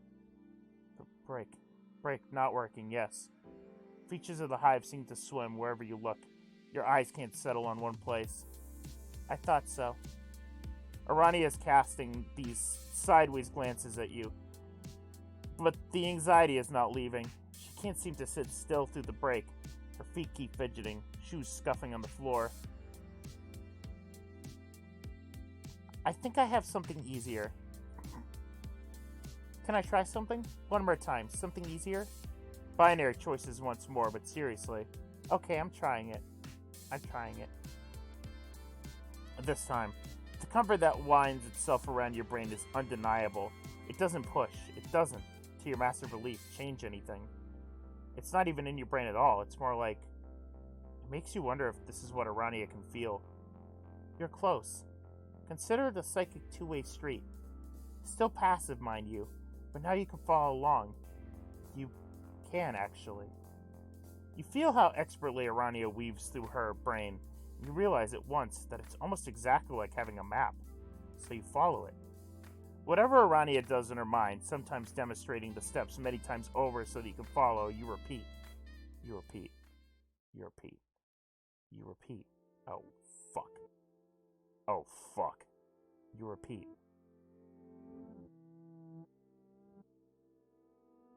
Huh? Oh no! Oh no! Your attention isn't on the mental map anymore, but it's there. It feels like the switch between learning to ride a bike and simply having the muscle memory to turn left without thinking. We're in danger! This isn't the memory you were looking for when you started. This is much more recent. This is something you didn't want at all. This is moments before the saltwater log closed the word Befriendus before you heard it. It's not pronounced the way you expected. This is an anger in your gut. You were going to find... No. To tell? To reach? To dig? To mend? To break?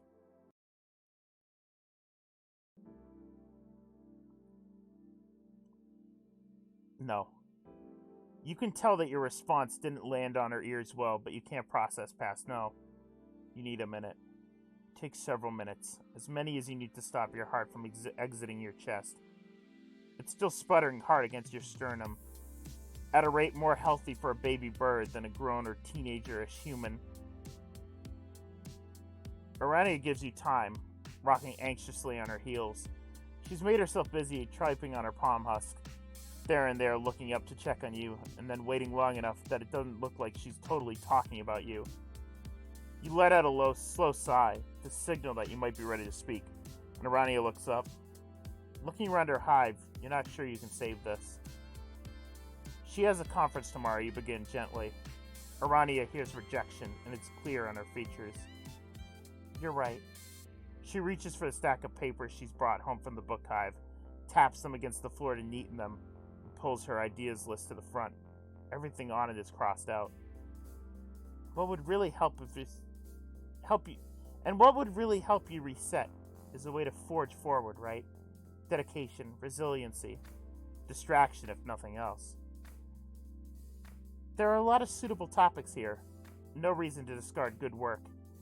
Here's one on the fraught and complicated history of trade amongst our very first colonies, too resource-rich to believe they needed us. It's nothing about her, you say gently, because she's a wonderful girl. It's not the mind powers. It's not her use of them. You know this isn't how they usually go. Don't go thinking it's about how she just was kind of tangentially involved in one of the top 10 most horrifying experiences of your life. You just can't stay here. Something terribly young and terribly sharp sets up camp in the shrines in Aranea's eyes. She says, of course. She makes sure you have a little water to drink at a snack bar for later, and she assures you she still thinks she'll still get the project done with flying colors. But even as she walks you, are you sure you'll find a place to stay? To the door? Something tells you she's heard this story before. Damn.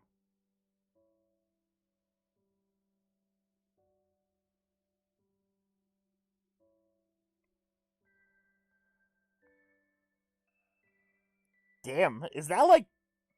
That must be like one of the only times that MSPA has been like, nah, I can't do this.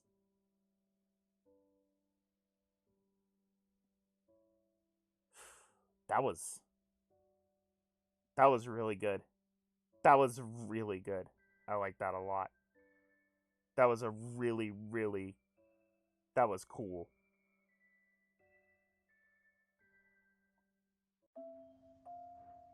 Alright. Let's do that. What time is it? At this rate, we might have to save Purim for tomorrow. I'm sorry to say. I figured I probably would have been able to do all of it if that fucking furnace repairman hadn't stayed so long. But I gotta get to bed soon. Because I gotta go to work in like 4 hours. But let's finish Circuit. He also did that when he was hanging out with the big clown lady. I don't even remember that. Alright, let's say no. You redirect. It really, really is okay, you tell Aranea. You know what might help calm you down, though? Really? Sincerely? A break. No. A story. I will. I will get rest, but this is, Rhythmic, this is some good shit. Let me just say, this is... The whole team, this is really good shit.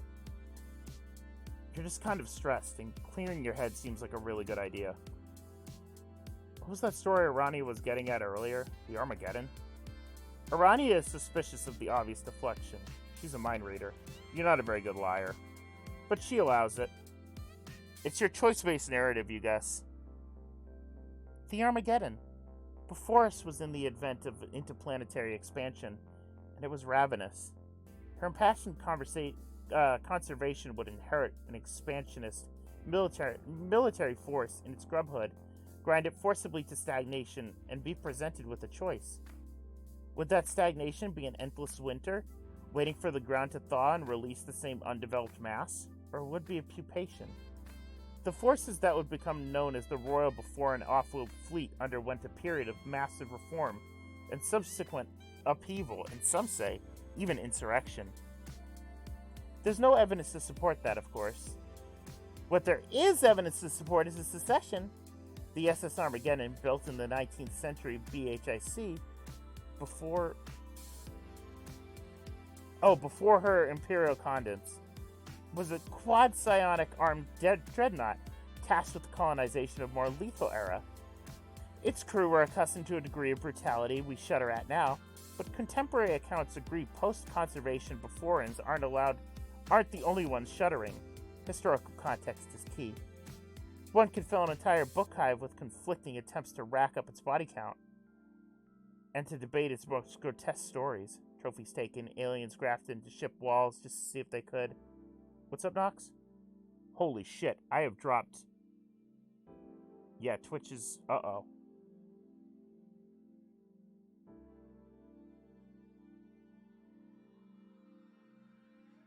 I dropped 1,630 frames.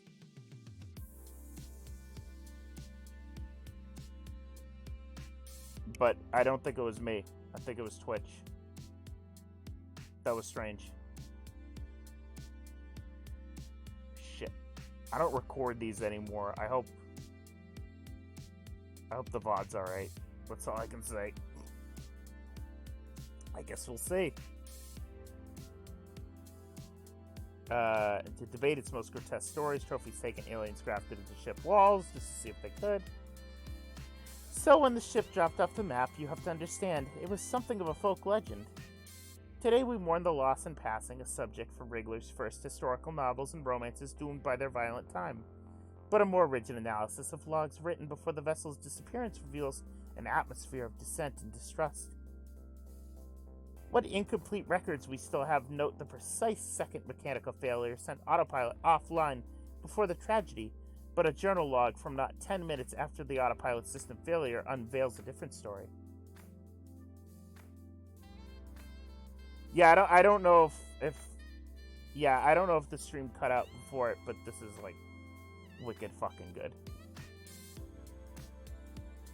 The log is a humble, overlooked amount from one of the ship's youngest engineers, but it's also the only primary source written while the ship's systems were failing. Picture this. You're in the midst of a catastrophic failure. The sharp pink glare of alarms on the walls betray the simplest notion of doom, every mechanical reading offering an even worse story still. A captain or his bridge crew might be able to preserve denial. A humble engineer like our primary narrator The journaler of the Armageddon's last written log wouldn't be so lucky. And yet, even with those mechanical readings that this quiet engineer knew would mean banishment to outer space, unaided, their writings show no sign of anxiety. Even I don't write 10 pages when I'm in a rush. Most notable of all, assumptions made about the time of the disappearance relative to the Befriendus mainland are unfounded. No references are made to the conserve itself, to the conserve herself, but we are aware one last FTL leap was made before the tragedy. I can't hear FTL without thinking of FTL. You know, faster than light, which is literally what it means. But FTL is a good fucking game. I haven't played FTL in a while. Usually I do an FTL stream on my birthday, and that's in a couple days. Maybe I'll do an FTL stream on my birthday.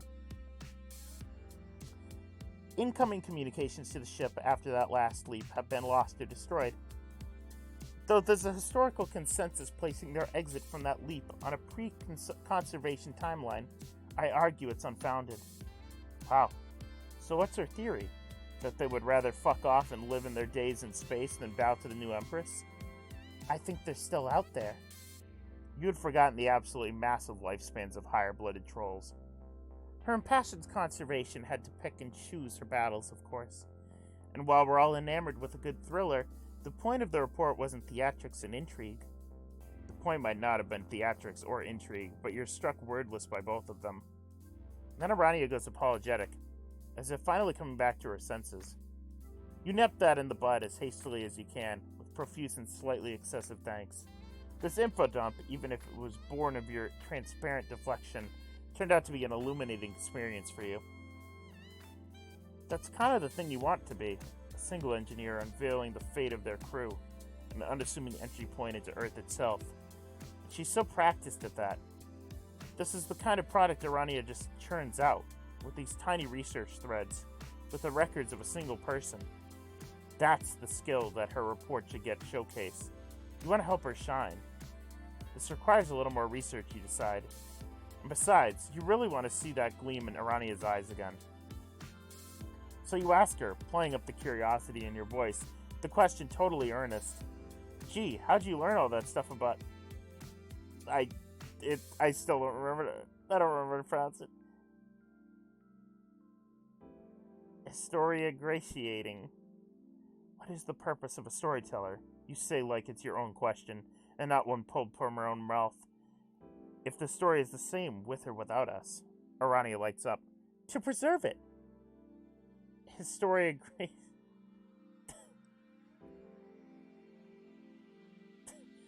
Oh my god.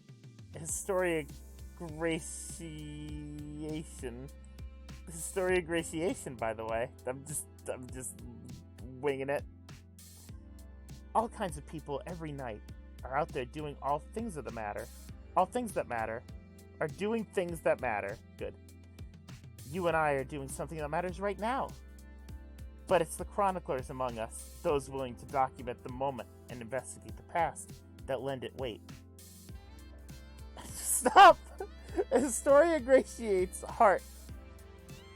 I'm just guessing at this point. Heart is one that looks out to the world and sees legacies that deserve to last.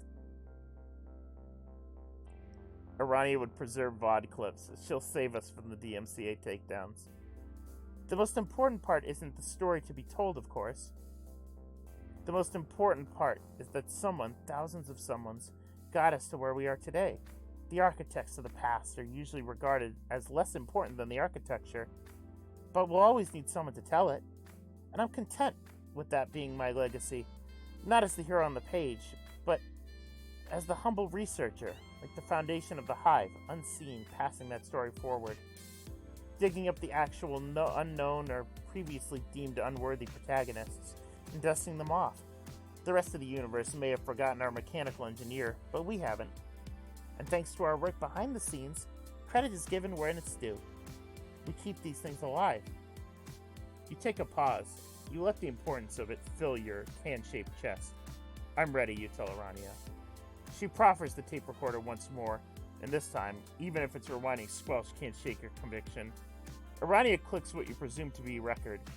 She has you state for the record your planet of origin one more time. She even describes you briefly, your physical appearance. Start with whatever you would like. You begin, clearing your throat. It's difficult to qualify or quantify life on Earth. Every day seems to wallop you over the head slightly more than the last, and every friendship reminds you how much you have to learn slightly more than the last. And in that, it's not very different from before us at all. It's not very different from any planet you visited. Aranea is a sidetrack existential crisis for another day. You've chosen your battles. But as you reflect on your time under your home planet's blue sky, certain themes bring themselves forward. Universal, unshakable themes. The ones that make you you in this story. And the first you declare is the Postal Service. Ah, the lifeblood of democracy. The Aranea stops to question you here. You define democracy. The pinnacle of human achievement. Rain or shine, through hail or thunderstorms alike. From Sacramento to Cincinnati, the Postal Service can be relied upon to unite humankind. Discussion of the Postal Service brings you naturally into transportation. Hot rods and mom vans, and how much dust they're able to kick up in the commercials. Your city, town, village areas, level or lack of public transportation next. The latter of which is apparently a baffling problem to a Beforean. You talk about used car salesmen, the corgi craze, how 3D movies are better now that they aren't made to sell the idea that they would make a really good roller coaster, fast fashion. Fashion, that's good. You can riff on that. Is this multimedia presentation? Aranea tilts her head towards you. There's no rule against it. Cheaty mailman. You ask for materials to make props. The tape recorder is set neatly on the desk as the two of you get to work. Fabric and cardboard spread out in front of you. Aranea makes the lists and notes and graphs. You construct plush yellow scrunchies and cardboard Tims. Cardboard Tims! And those socks with the little marijuanas on them. Hydro flasks? Weren't there hydro flasks? Is that a human word, not a troll one? You'd be goggling with what month hydro flasks started to be a thing and what month you left Earth for this befriending adventure, if any of those words meant anything from here. The hurricane grows, the fruits of your labor spread around you, and slowly everything starts to feel... What's wrong? You know her eyes are on you, but you can't yet look back. Your eyes are cast out over the sea of props in front of you, your skin crawling under the recycled, poorly stitched yoga pants you've cut out of an old dress. This isn't Earth, is it? This isn't even the SparkNotes primer. But you don't understand. What happened to every single artifact opening up a world? What happened to every person being the final missing puzzle piece? Darn it all, you only had to be a believable every-them for one more night. You couldn't even give Aranea that. There's no need to lose hope over that. It may sound banal to you, but this is the kind of esoterica that brings society into living color for those of us consigned to absorb it second or third hand. You're doing a great job. We've done a Radia Spreader's block, but I'm,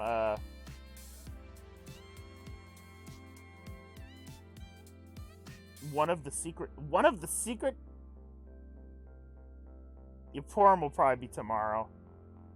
Radia's... One of the secret endings? There's another secret ending? Is there? Oh boy. We're going for something authentic. No, that's just it. These aren't authentic artifacts of you, are they? Maybe two of them are a handful. But for the most part, the scattered wreckage of your project around you doesn't look like you at all. It looks like a disaster, like a middle-aged non-parent trying to shop for a teenager.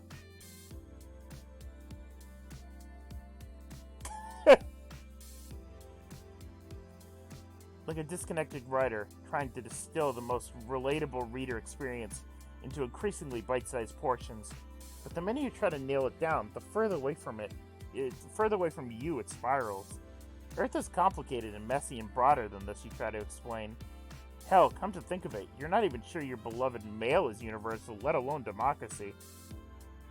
You were just so inspired after hearing Aranea's work, the tales she weaves together from little clues, an entire tidy narrative made out of one mechanical engineer, or two people sitting by a book hive. What does she know that you don't, right? What's that key she's got? And how does she take one person and spin them into a perfect, efficient history. And the worst part is, maybe it wasn't a surprise. Maybe you've been hating this, cringing at it a little all along. Just going through the motions because they're what's happening. Maybe what isn't reliable is this text scroll right now. You're definitely feeling something, but whatever that something is right now, sitting in Aranea's hive, you're not sure you're ready to try and voice it. The good news is, it is sitting in Aranea's hive. What? You say? She taps your temple. Right. You don't need to lose faith in yourself. Actually, I was very close to filling out something of a full ethnography. No, you say. Carefully but firmly. No, you'll need to find something else. Maybe it can't be as narratively complex as she was hoping for. Sigh. It looks like this is a special case. You deliver a gentle but knowing look. It looks like we might have uncovered something about how stories work, even if it's just yours. But we do still have a project. You do? I don't know. Does interrogating eyewitness alien narratives as an entry point for long-term study, a framework for investigation, sound like a project to you? Wow, it's got a lot of words in it. Not to praise us too highly, but we did spend the night wrangling with one of the oldest, still unsolved dilemmas in the field of interplanetary relations. With labors of love, it's easy to get entangled in the product. And in that entanglement, forget what we loved to begin with, the process. We aren't people who finish things, are we? We're not the doers. Well, hang on, Aranea. This self-concept might be unreasonable. Sure, she's not the architect of history, she's the teller. But she didn't make you... But didn't you make something worth telling right now? If you're not mistaken, isn't the new shape of this project a retelling of this bit of her life? This search? That's gotta mean hers is worthy of telling. Which doesn't make her any less of a perfect Historia Gratiate. It might make her a better one, you suggest gently. After all, there's no use burning out here behind the scenes. A little self-honesty never hurt anybody. Let's not dwell on the details, but I'm flattered. Now, as one anecdotal source, how would you try to define my interview tactics? Just to the best of your ability. Yay! Friends. Friendship. Look at the weed socks. The cardboard Tims. I like the yellow scrunchie even though I don't have hair.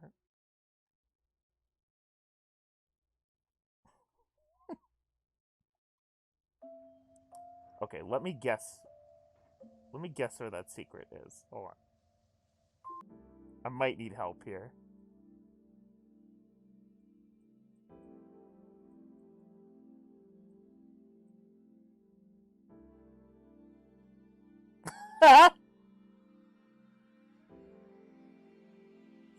That's good. Oh my god, where is the secret? Where is the secret? Is it the mouse? Is it her? Is it Aranea?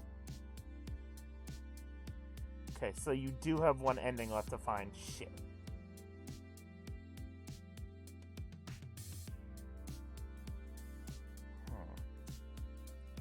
Is it in this room?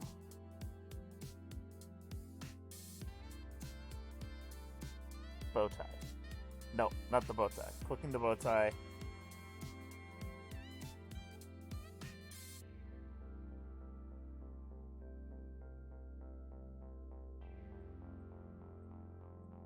Yeah, we did the journal.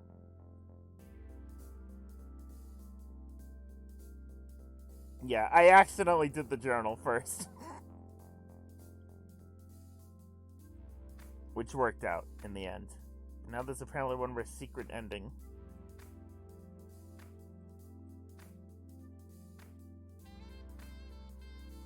Where could it be?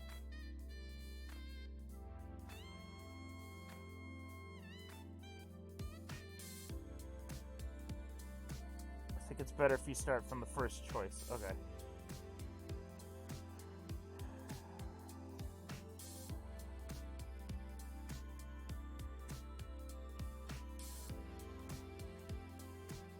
this is the first choice. Yeah, okay.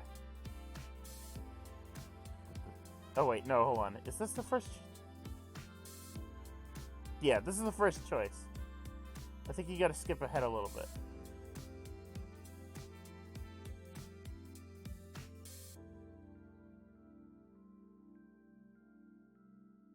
Yeah, I made a Johnny Testford ending. Wow, just now? You patched it in? Hit the town, then skip ahead a little. Okay.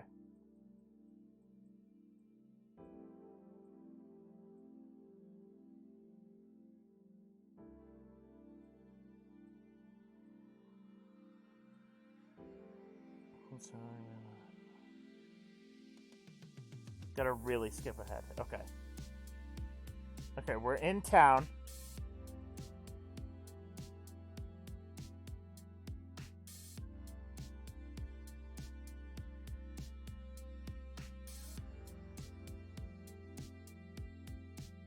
Oh.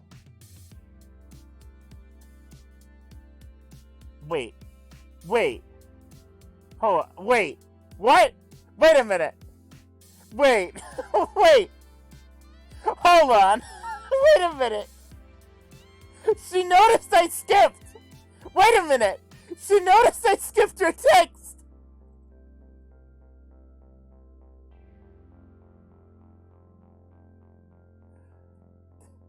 Did she notice I skipped? Alright. Oh!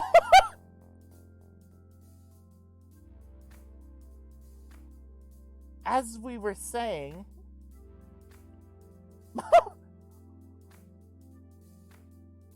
Game over! But you weren't listening, were you?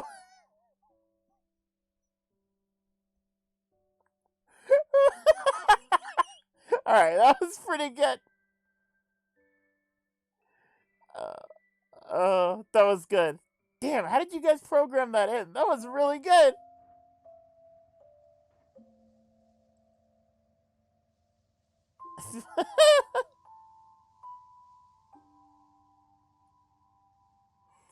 That was good. Alright. He was the one who did the heavy lifting on that one. Okay, yeah. I'll ask Gio about it. Yeah, we're gonna do Porm tomorrow. I'll do Porm tomorrow and I'll read I'll read the journal entries. I wanted to do all of it tonight, but unfortunately, like I said, I got kind of a late start because the basement was taken up by people. That was good. That was really good. Shout out to the team. Shout out to Rhythmic. That was really good writing.